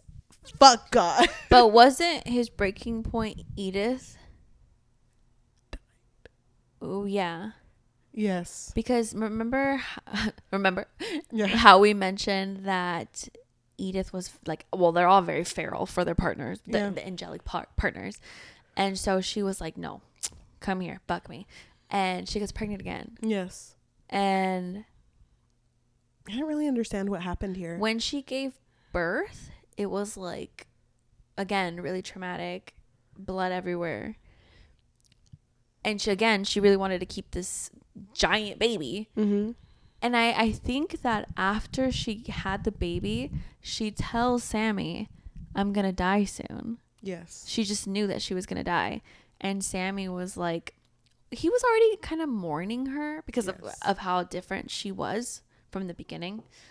And so when she does die, I don't remember exactly how it happened, but I do remember that it was just kind of like it was sad. Yeah. But he kind of, I don't know how to describe it. Like, he was already mourning her. Yes. He had already accepted that she had moved on by that point. It really felt quick to me when it happened, because then it just automatically, like, all these other people are going through a lot of shit. When it came to Ethan. Oh, God. That was so sad. He offed himself, right? Yeah, he did. Because there was issues happening with Azazel and Ethan beforehand, because Azazel noticed Ethan when they were having sex, he was no longer having sex looking at him, but just more like in the moment. And Azazel was like, went off on him and was like, I never fucking loved you. So you're not who I was in love with. So I'm over this. Yeah. But also Ethan had changed like Edith did, where he was very rough. And then don't you remember he also hit the little girl? Yes. I don't remember what she was to him. I forgot. Cousin? Yeah, I think so. Well, he hit his little cousin, and the cousin mentioned it to Azazel, and Azazel was like, what the? He would never do that. Yep. So they were just changing. And it really sucks because after Ethan and Azazel, when all the shit was happening and they knew the flood was coming, and Ethan started torturing people who were working for the devil, and it was just like really, really messed up. There was a point where Azazel was like, please talk to me. Yeah. Like, I know that I said all this shit. I do love you. I just, you know. It was Azazel. Azazel brought it up to Ethan, like, I'm going to show you how to torture. Yes. And how to basically win a war. Or how to do a war. And he did it because he was mad at Sammy for not talking to him. Which is, it goes back to my point, like, fucking Sammy should have just listened. But he was so caught up in, like, this is going to work, my plan's going to work, but he didn't have to show him how to do war. Come on. You could have showed him how to MUA it up. I know, he could have. They all come out with winged eyeliner, and Michael's like, never mind. Never mind. I'm not going to kill these ones. Can you imagine? A lot of shit happened, but why am I blanking? Because it's a lot. Because after Ethan dies, Azazel is just kind of like, there goes the only thing I liked. You know, the only person I loved. And it's so sad because Ethan's family still accepts Azazel in the household. And he's like, you're still part of the family. So he's like, okay, well, we heard a rumor about Noah and an ark. So we're going to go walk all the humans to the ark. And that's what's happening. But then Sammy and Azazel have a moment where they sit together. And I think that's the part where Sammy kind of opens up with his feelings. Like, when I first met you, I was really hoping that God would make me an archangel. Like, I knew it. Like, I felt it that I was going to be an archangel. But then I met you and you were all I thought about, like, all the time. And then when I didn't get the archangel part, I blamed it on you because he was distracted. Yeah. So then he just had this not hatred, but he was like, I was angry at you, but I knew it wasn't your fault. But, like, you know, you were, I guess that's when I had feelings for you. And Azazel's like, hold on. Feelings. Huh? Wait. Wait, hold on. I'm gonna Sammy. sorry, Sammy. I'm gonna make a new word. Weren't you homophobic? This word just came to me. I know, it just kind of sounds like what you'd be. Don't you like hate the gays? But Sammy's like, no, I'm an ally. He's like, I've always loved you.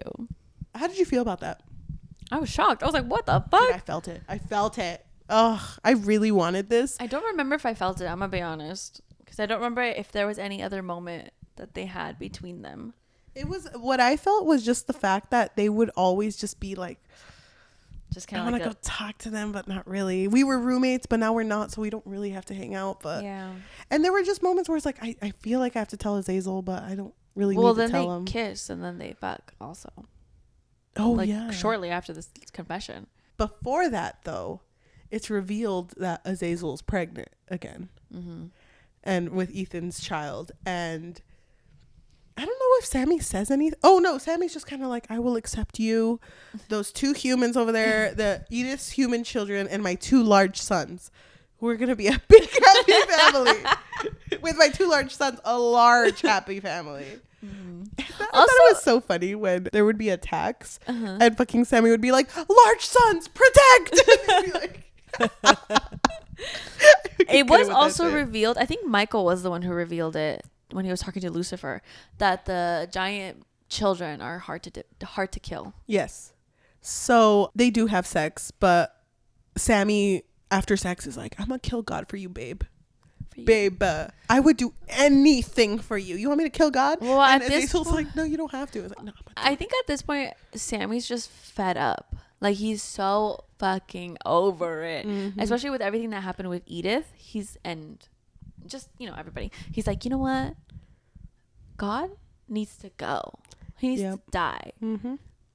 So he's down. He's like, okay, Azazel, you stay hidden in here. And I'm going to go kill God. So BRB, I'm going to go kill God. Oh, before this, while they were walking up, when Azazel and Sammy weren't together at that point, Azazel was walking with the human child and the grandma to take him to the ark. But then they ended up going up while he met with Sammy. Mm-hmm. And when Sammy's doing a sweep, he sees both of them. And the little girl had killed herself and the grandma. And Sammy just kind of saw it as like, I get it. Like the fear of all of this, and having to live in a world like this. Like, yeah. She did it out of that fear of like not wanting them to go through it. Yeah. And he never tells Azazel that he saw them. Oh, yeah. I forgot about that. Because Azazel doesn't know what happened to his family. He assumes that they made it. Yeah. Yeah. So in the cave, he's with 2 large sons, and that's it. Mm-hmm. Just with the 2. Honestly, if Sammy left, and I was just like looking at the large sons, I'm like, hey, so you guys play hand thing? No, okay. What games do you play? Oh, okay. It like breathes at me, and I'm like, cool. Okay, cool. Me too. I love that game. Yeah. Where's Sammy? No, but seriously. he's just like, okay, whatever. He sleeps, and then in his sleep gives birth. Which honestly, that's the smoothest birth. Like, I feel like, I don't know, like a few ounces lighter. He gives birth, but this baby actually looks like a baby. It's like a cherub baby. Mm-hmm. Perfect baby. I was like, is this Jesus? Whose fucking baby is this? So, but it sucks because that happens. And I think Sammy comes back, right? And Sammy's like, where'd that come from? Yeah. Like, it came out of me, baby.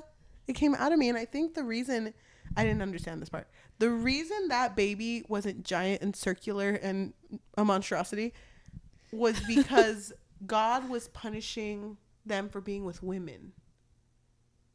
Was that it? I have no idea.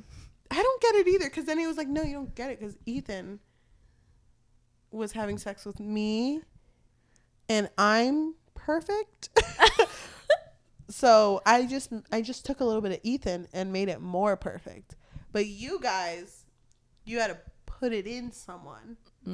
Is that why? I think so. It's like the vessel that held it kind of thing. Okay. But why was the first baby? Well, maybe the first baby would have been good. But the it's coming out of you though. Yeah, but it's in the vessel of a human. You know what I mean? Okay. That's kind of how I understood it, but I was so confused. I didn't get it either. I thought maybe God was like, you know what? Out of I everyone, love it. Ally. Just kidding, because he was against Lucy and Michael, so. Kind of fuck with this one, actually. You know what? I'm just going to fuck He's with like, them just to think that. OTP. Yeah, I want to cause a little drama. That baby's good. So. Maybe he thought the other angels would be like, you know what? Fuck that. Dude. You know, cause a little drama. It made me sad because this baby was so good, you know? And it's funny because Sammy's like, yeah, you're perfect baby. My 2 large sons. We're going to be a happy family. And, you know, it's going to be great. Let's go to the Ark. And so they're going. And I don't remember how this shit plays out. But all of the archangels come down. Like, all of them. Yep. Because Raphael looks around and he's just like, I can't believe God allowed this. Yep. What the fuck? Yep. But he almost like sympathizes with the Watchers and, you know, the angels who were there. So, yeah. So when they come down, it's just kind of like, okay, wear your helmets on. And they just fucking go off. And It's like brutal. Yeah. It was crazy because I really thought Sammy was going to be killed immediately, but he was putting in a fight. Yeah, he was. He was going after Michael. So at the end of the story, it's super gory. At the end of the story, Cocobiel, which we didn't talk much about him, Coca, he just loved sex. And he was very polyamorous. Meanwhile, the one that liked him, Barokiel, I think was his name. Yeah, I think it is Barokiel. Didn't like that. Yeah. So there was a lot going on between them, but Coca's like gone. Like the way that they had left his body, there's no way. If he's alive, it's just pure like suffering. There's no way that he's okay. Same for the other ones. And Azazel is like kind of like hung up on a thing, but he's kind of like leaning back on something and he can't move. I think he's like staked onto something. And his hand is stretched out. And right next to him is Sammy, who is also kind of put in like a crucifixion like type position. His wings are completely ripped off. And he's also close enough to Azazel to reach, but they can't touch each other. They're just there. And it's explained to be in like darkness. And I think at some point in the story, Lucifer and Michael go to the cave where Sammy was. And I don't remember why it happened, but the baby died. They killed the baby, didn't they? Oh, I think. I don't remember why. But I remember Lucifer and Michael saw the baby, and no one else had seen it. I don't remember how the baby died, but I do remember them going like, "We can't tell anyone." And it's funny because they're on opposing sides, but they both agreed like, "We can't tell anyone that happened," right? They're like, "Yep, we can't tell anyone," and it just dies with them. I didn't understand the baby dying, to be honest. Something happened. It was just bad luck. It really sucked for Azazel, but it just didn't work out. That's sad. Yeah, but I think the baby got hurt, but I don't remember how. But at the end of the story, Azazel and Sammy are like reaching for each other, I think. And they have like a conversation in the dark. Oh, they had actually gone up. It was during the attack. Azazel was on the floor holding the baby after he had already been brutally attacked, and they noticed the baby in his arms, and the baby was already still and gone. So the baby just got hurt and died. But at the end, Michael is talking and he says, "I hope for peace and I hope for love again." And they say, "Let me hold you, brother. I have love left in me. It's not much. My heart is broken. I've lost too many children I reared. Now, Lucifer, Azazel, Samyaza. But I have love left in me." I think he's talking to God. So in the dark, Samyaza calls Azazel's name, making a noise of agony and dragging his body as close as the chains allowed. Azazel outstretched his hand, calling for him too. By just a finger width, they could not touch. They whispered that they were sorry at the same time. They whispered that they forgive at the same time, and I love you at the same time. That's so sad. So what happened to them, though? The war ended. It's raining. The flood is currently happening. And all of the watchers were just left and like staked onto the earth. so that they can't leave. So they're just expecting them to die. But wasn't the idea of hell being introduced in this book? Mm-hmm. But because I think Lucifer kind of brought up to God, no, to Michael, to tell God that, well, what's God doing to all the souls that, you know, he wants to punish? I can punish them, you know, kind of like throwing the idea out there. Yeah. But I don't think anything came of it, right? No, but there was a little conversation that Michael and Lucifer did have where Lucifer was like kind of saying that he had to prepare for the flood too, because his demons were scared. So he was like, I need to figure something out. So I feel like in the next book he might have to dig He's deeper. Gonna keep digging. Yeah. He's be digging all day. We didn't talk about it, but the old man that Armani had been taking care of, he was Cain, the first killer. I thought it was sad because I feel like Cain's character was very much like, this is what happens to humans that aren't loved and accepted. Like, it's, I don't know if you've ever heard that thing where when people join gangs, it's not because they are pursuing violence. Well, I mean, it's not for everyone, but not everyone is pursuing violence. They're just pursuing community. Like, that's what they're looking for. Yeah, you did write something about that. Did like I? the gang mentality. Yeah. It made me think of that because it was like, how can you expect Cain to be a good son when all you expected was for him to be bad? Because he was never loved, even when he was like a child. Because it was, weirdly enough, it was actually Lucifer who raised him, who took care of him and took him into his den. And that was the first time Cain felt like a community. Yeah.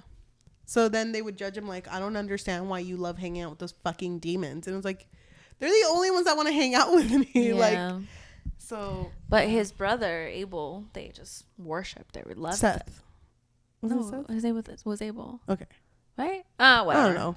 But, yeah, they worshipped him. And then that's why Cain. I think it was, honestly, I think, because Cain brought up that he was reincarnated, no? Yes. So I think in the second life, it was Abel. Right? Maybe. I have no But idea. I know that he didn't mean to kill him. Yeah, he was like, I was just really angry and I didn't know. I didn't know he would die. Yeah. And he did. It really sucked. I thought it was really sweet though that, because doesn't he find Lucifer again as an old man? Yeah. And then he just goes to sit with him while all of this is going on. He's like, hey, Dad. Imagine. Hey, Papa. Papa, it's me. It's like my old 400-year-old son. I love you. Yeah. Damn, it really sucks. Because also this man was punished by God, so he just can't die. That was his punishment, yeah, that he couldn't die. That really sucks. So he didn't die right at the end? Mm-mm. He was just there chilling? Yeah, because now he has to live through the flood. He has to survive that. I don't remember what happened to Armani. He left. I think Armani wanted to be with the demons. Yeah. But I don't remember if he got there or not. I think he was just searching for it, and I think he did find it, but I don't remember what happened after that. Yeah. Didn't Michael, there was a point where him and Lucifer were in his room and they were like yelling at each other.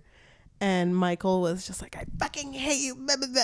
And they didn't kiss, but Michael like pulled off his clothes and like fingered him. Yes, he did. And just kind of like dry humped him. He was angry with him. Like he was doing it angrily, but. And it's funny because in his mind, he's like, oh, God's going to be so fucking happy. He's going to be so happy that I'm doing this. No, but he.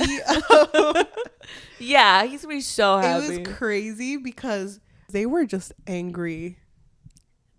Yeah. Angry messing around. Well, it's weird because Michael was over here like, doing this for you, God. Doing this for you. He's gonna fucking. And even if he knew God was gonna be angry, he was like, but I could just say it was like a spur of the moment. It's him. He's temptation, God. Yeah, I couldn't. I was in it.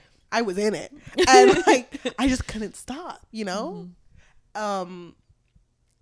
But then the part that shows that he could have stopped was the fact that Lucifer was like, my back hurts, because he was pushing him against a table. He was like, my back really hurts, and he said it in like such a soft voice. And it's funny because Michael's like, oh my God, that's so rude of me.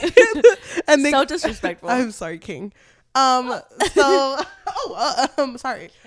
But he's like, they don't say anything. I think he just backs away, and they both quietly walk to the couch, and then they just sit there, and it's like, And they keep going, right? Fuck you. And then, yeah, they like he keeps fingering Lucifer. Angrily, though. Angrily. And that matters because he's pissed. He's trying to punish him. Yep. And Lucifer finishes first. And then Michael finishes on top of him. And then Michael's like, I gotta pray. and he walks out. And I think it mentions that he walks by Baal, doesn't he? Yes. And in his mind, he's like, I know I sinned. But when he fucking walks in there, he's like, no, I did that. Me. Yeah. This hand. So it's just, yeah. I just don't understand why God wouldn't react to that. I don't know. Like he feels very selective to me. Well, I feel like he is more like I could still use him. And it kind of goes with just how religion is now. Some of the people that are the higher ups in religion do some horrible shit. Yeah, true. But they get away with it, because it's like, oh, well, you're representing and you're doing exactly what I want. So, yeah, it really sucks. God literally doesn't give a fuck. Wasn't there a moment too when I think it was Azazel when he first saw Lucifer? Maybe I don't remember. Didn't they describe that Lucifer was still handsome, but it kind of looked like he was wearing a mask? Yes. That was so creepy. Yep. So I was like, is he wearing a mask or is it just his face? That's worse if it's just his face. Because you know how... Yeah, oh, dude. Hell no. I'm leaving. It fucks me up because, like, there is a certain, like, creepiness to a smile that doesn't meet your eyes. Yeah. That's literally like. Him. That's his whole vibe. He's like, no, I'm smiling. This is my smile. This is what I look like. But, you know what I like? That little tidbit that when Lucifer goes out to, like, fuck with the humans, he wears a mask of, several beasts sewed together. And that's his demon look. Yeah, that was good. Oh, he goes by Satan, by the way. We didn't say that. Oh, yeah, I forgot. Yeah, he goes by Satan. That's his name. Not his God. I wonder who came up with that. He's just like, guys, hear me out. Oh, he also described himself as being all-knowing. He's like, I know everything. Yeah, ask me something. And he did, right? He knew. He just like knew what was happening, which was weird. Yeah, it is weird. How do you know that? You're down here. Yeah, you're on our level. I know a friend who knows a friend. Did he still have wings? No, I don't think he does. I think they're gone. Okay, now that we're done talking about the story, how did you feel? Dude, I knew that it was going to be a roller coaster of emotions. You don't really like super sad books. No, I don't. Yeah. I don't. I mean, it's weird because I do like... sometimes I am in the mood for, like, tragic stories. But I would prefer if they still had, like, a happy-ish ending or, like a bittersweet, okay, I get why it ended like that. Okay, I get it. But this one's different, though, because you know what's going to happen. I knew that shit was going to hit the fan. It just sucks knowing because, like, you're rooting for them. Well, am I? I was rooting for Azazel. Yeah. Whatever Azazel wanted, I just wanted him to be happy. Yeah, me too. I felt so bad for him because I felt like he was so targeted by everyone, and then everyone was the one who ended up fucking sinning. Yep. And the fact that no matter what happened, like his blessing of a child, that's the one thing I hated the most. I hate that the baby died. Me too. I wanted that baby to live. Me too, because I thought this was going to be the chosen one. I don't know. Yep, I had no idea what this baby represented, but I wish it could have just been like, look, there is still good. You know, we don't have to follow what God is saying. In this sea of giant babies, I know. There's still my good. one beautiful son. You know, Sammy having to lie to himself like, I love my two giant sons. They're beautiful. What are you talking about? I love all 20 eyes that they have. I love going on top of a hill and seeing them roll down. It's so fucking amazing. These giant babies, were they violent? Sometimes, if they were hungry. Because I don't really remember. I don't really remember them really interacting with these, just mentioning them. But they could understand what was going on. Because the one part I found kind of funny, but it was just like when the attacks were happening and Sammy went up to his two giant sons and was like, protect everyone. And they were just like, a starfish. Yeah. Yeah. I got it, Dad. I just thought that shit was so funny. Yeah, that was funny. I really, really like this book. Man, it makes me sad because like I know it's not gonna end happy. Neither is the third one, so it's just like fuck. Do you know if it's just a trilogy or if there's more? Just a trilogy. He said that he would work on, he's really into, I think it was like Aztec gods, so he wants to delve more into that. He did mention on Twitter literally yesterday, oh fuck, I retweeted it, hold on, someone said, and this is not at all connected to Nicolas Rafael, so these people didn't know who he was, they just made a comment, and the comment says, the world would be so much more interesting if a devil appeared and it was on the news. And then he retweeted it and wrote Angels 3. What? Is there gonna be a time skip? Yeah, I think so. I think it's gonna be after everything, like after the flood. So it's gonna be like modern day. I think so. What the fuck? Yeah, that's interesting. Because I was thinking like, okay, so the Watchers, I'm assuming, are all. They're not gonna die. They're just gonna have to live with being torn apart. Yeah. But then they're also gonna have to live with they're probably just gonna have to become demons, I'm guessing. I don't really understand because I thought maybe they were gonna die because of the flood. They can't die though. Where are they gonna go? I think that it's literally just like, I don't fucking care about them anymore. They're not coming back up here. So it's very much like, I feel like they're just gonna have to join the demons or form their own thing. I don't think they Sammy's Club. I don't think Sam's Club. Whoa. Whoa, hold on. And that's actually how Sam's Club was first created. Actually, that's a joke. Nobody come for us, please. I am low-key hoping that it is modern enough where it kind of tackles like, this is how humans are gonna react to this shit. They don't. I want to see what that would be like. They won't react to it. They'll just be like, oh, chill. Oh, what's on TV? It's cool. You don't think people would like go crazy if that shit happened? You don't think it's already happening? Yeah, you're right. I don't know. I don't know, because what do you think? What would it take for you to be like, that's the devil? That right there? Yeah. What would it take for you to be like, yeah? I don't know. Because you can't fly. Wingless bitch. I know. Wait, you're just one of us? Well, you know a lot of shit? You know. So does Fred, apparently. like, so what does that mean? Special. I don't know what he would have to do. I don't know. Watch me eat this man's heart. And it's like, what the? He's just crazy. Oh my God, unhinge his whole jaw. Wait, that would be... I think he would just be seen as crazy. Yeah, I think so too. Because from what it sounds like, all the Watchers lost their wings. The Archangels will still have theirs. But even if you saw like a winged man, wouldn't you be like, oh, that's fake? No. No, that's fake. No, that looks fake. AI, definitely. Yeah, that's AI. That's so fucking funny. And then fucking Lucifer's like, haven't you guys read the Bible? It's like, read the Bible? I didn't see how fucking thick that shit is. No, thank you. It's so paper thin. No, thank you. No, thank you. Yeah. I'm excited. Yeah, I'm really excited for the third one. I'm sad that it's the last one, but at the same time, I'm happy that it's ending because it's a lot. Yeah. And it kind of gives me like an existential crisis a little bit. Me too. Because I was literally, dude, the amount of times I've been thinking about like death, I'm like, oh my God. Oh, you told me that actually, that it kind of triggered a little bit. Yeah, about it more. It really did. Because it's like, I would consider myself agnostic. I mean, I'm fine with whatever, whatever. I don't know. I'm not going to pretend like I know what the answer is. Yeah. So then sometimes I'm like, well, should I be praying? Oh my God. Should I be going to church? I don't think so, but I know what you mean. I just start overthinking things.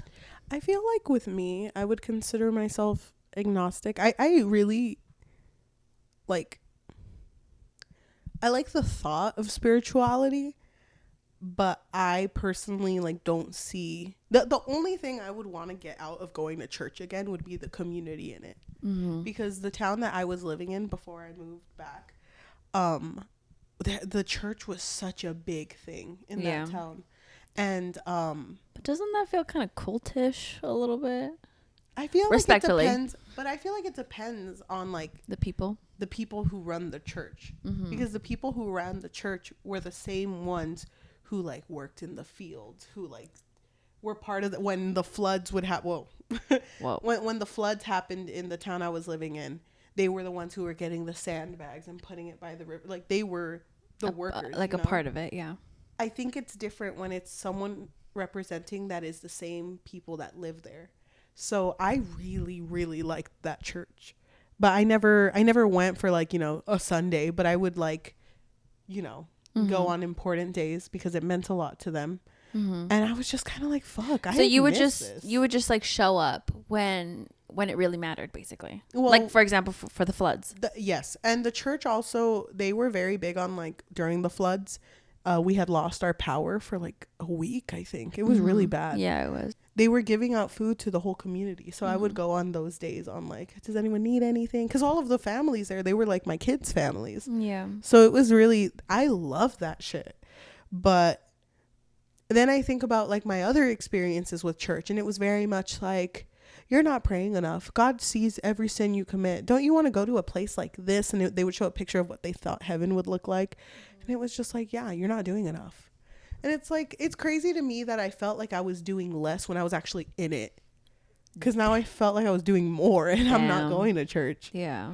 So I guess, yeah, the comparison will really get you.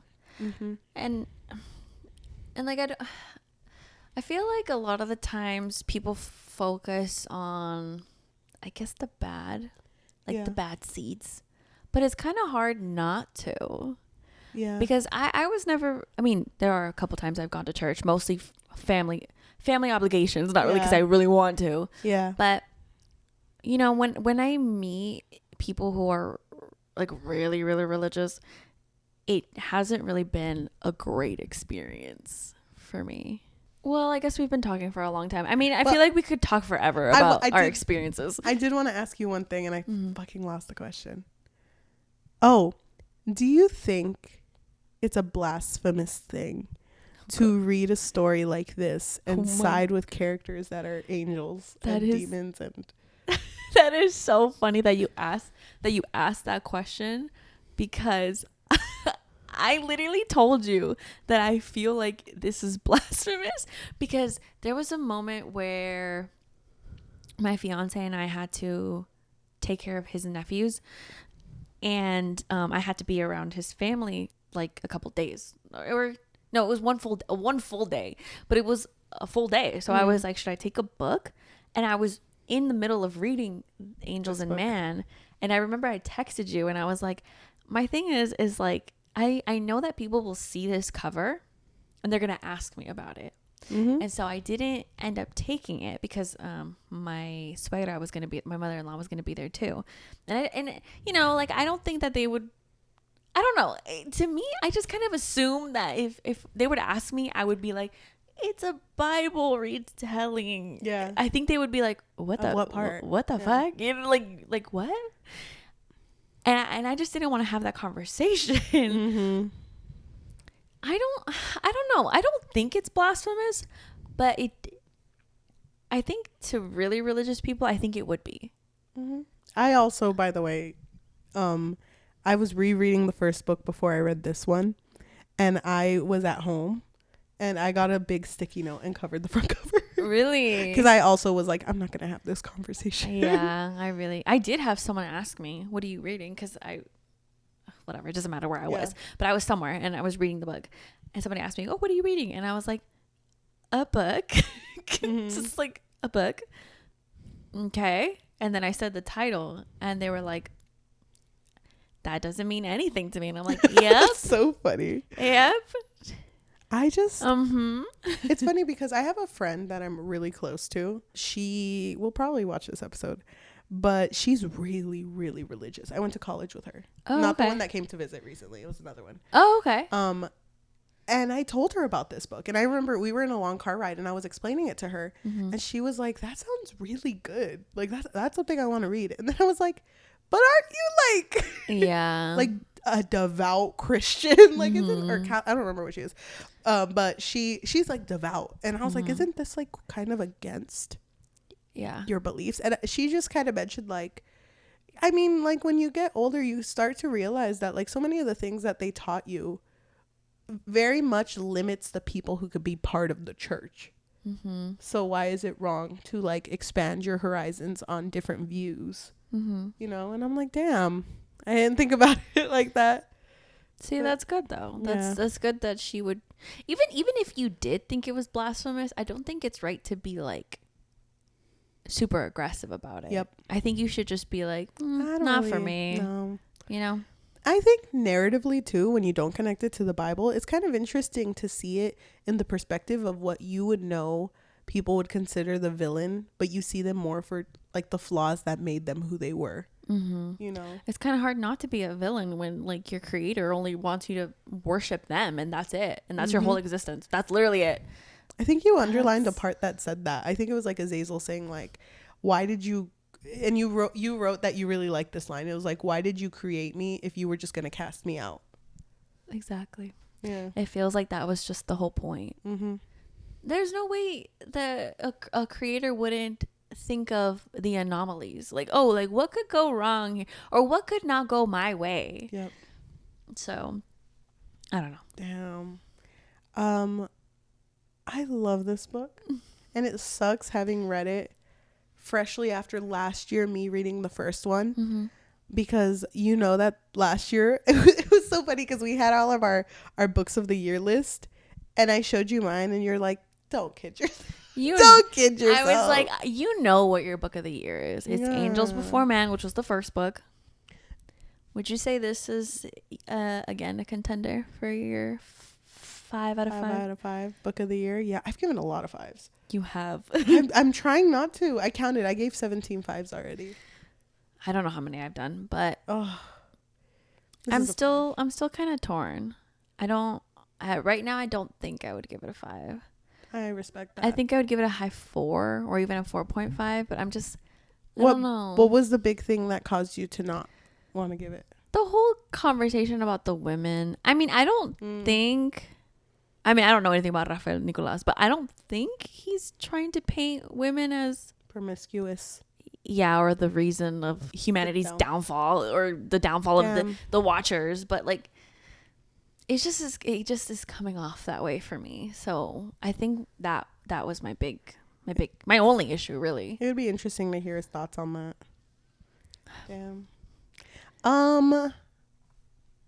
Damn, that was a long episode. It really was. I feel like we've been talking forever. I don't know if this has... Oh, it'll have Goodreads reviews.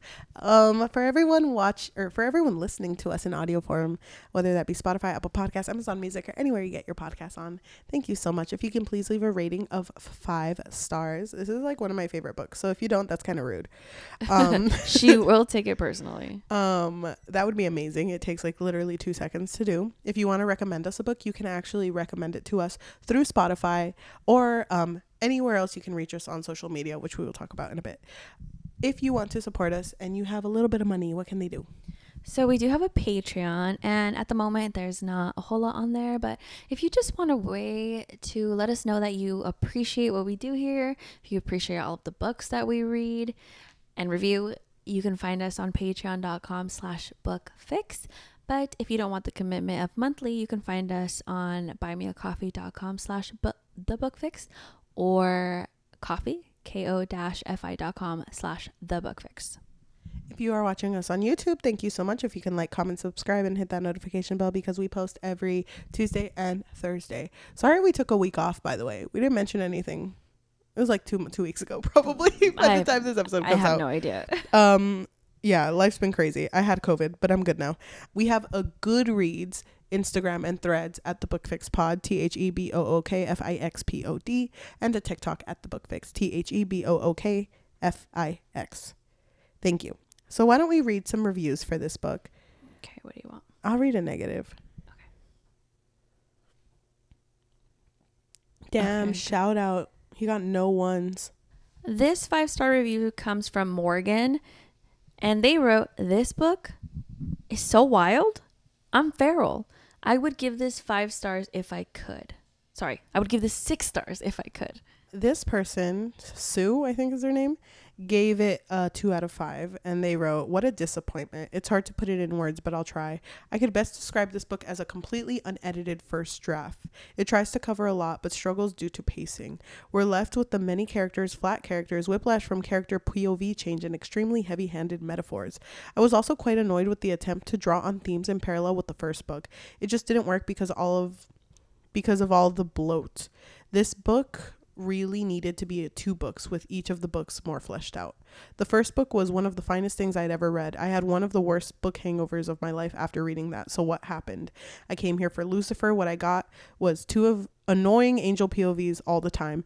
And what the fuck was that ending? The most hypocritical, sometimes lesbian angel finally hooks up with the gay angel with sex trauma that is never really addressed, both of whom you don't connect with and so can care little for their fates. When I heard that this was going to be about the flood, I had high expectations. It was going to subvert what we already know, like what the first book did, but nope. I think the author is brilliant for taking on biblical literature. You can tell so much passion and effort and research went into the first book, but not this one. And it is such a big disappointment. I'm sorry, author. I really did not enjoy this." So That was heavy. damn. Okay. Thank you so much for listening, and we'll see you in the next one. Bye. Bye. Did we say bye in our last episode? You know what I just realized, and I was thinking about it for a minute there. I don't think we said our names in the first 2 episodes, so I might just we did. Did we? Yeah. I don't remember saying my name. Not once. I might just edit us saying our name. It's you like, "I'm Yajaira and I'm Cheli." And I'm Cheli. I forgot to mention, there was one chapter I really liked, and it was the one where the end of the paragraphs would be the first sentence in the next paragraph in someone else's point of view. I fucking love that shit. Yeah, no, that was a good one. I think I put a tab on there because you said it was your favorite. I fucking love it. Thank you for thinking of me. I love that shit. It made me think of that one video game that you and I both played, the one with the 2 escaped convicts in prison. Dude, that is so funny that you mentioned that because my fiance's brother has been mentioning that he played it with his girlfriend, and I was like, wait a minute, I played that game. Such a good game, that dude. That is a good game. That was fun. It What's made it me called? think. No Way Out. Yes. Oh my God, you didn't even need me. I was testing you. It's to see if either you No Way remembered. Out or A Way Out, because they got out. Spoiler. It's the beginning Whoa! of the Don't game. tell them. It made me think of that one scene. Remember when you're playing both characters, and it's like you're running down the hall because you're not together. You're running down the hall, and all of a sudden the camera pans, and now you're the person in the top hall, and it's like, fuck, that's so good. That was good. That was a good. Thank you. A good moment. Do you remember that time we played Detroit Become Human? I think about it fondly every day of my life. That was so I do too. fun. I do too. Thank you. I don't know if I told you. Sorry, it's the end of the episode. I'm really into robots right now. That doesn't shock me. Thank you. So Not at all. The next few episodes, I'm gonna slowly start dressing like a robot until I'm just a phone. So Why are you into robots? Or how? Like, I mean, how? TWRP song that came out, the Humans Touch song. And then I fell down the hole of like a bunch of cyborg movies, and now I want to watch Terminator. And What cyborg movies have you seen? well, the Electric Dreams one that everyone's been talking about recently. I want to rewatch fucking Terminator, and then I want to watch like RoboCop. I don't know. I'm just like in it. I'm in it right now. Let's watch iRobot right now. I Am Legend. Is that one also? iRobot. No, I Am Legend. I Am Legend wasn't. I Am Don't Legend they? was just like the things, the monsters. But aren't they robots? No, they're just monsters. You're quizzing me on my Will Smith lore. Oh, Me? you know what? You're right. Yeah. Okay, let's Thank put you. it on. Next Right now. episode, we're not going to be discussing it. Well, unless you've seen it. Oh my gosh. Maybe.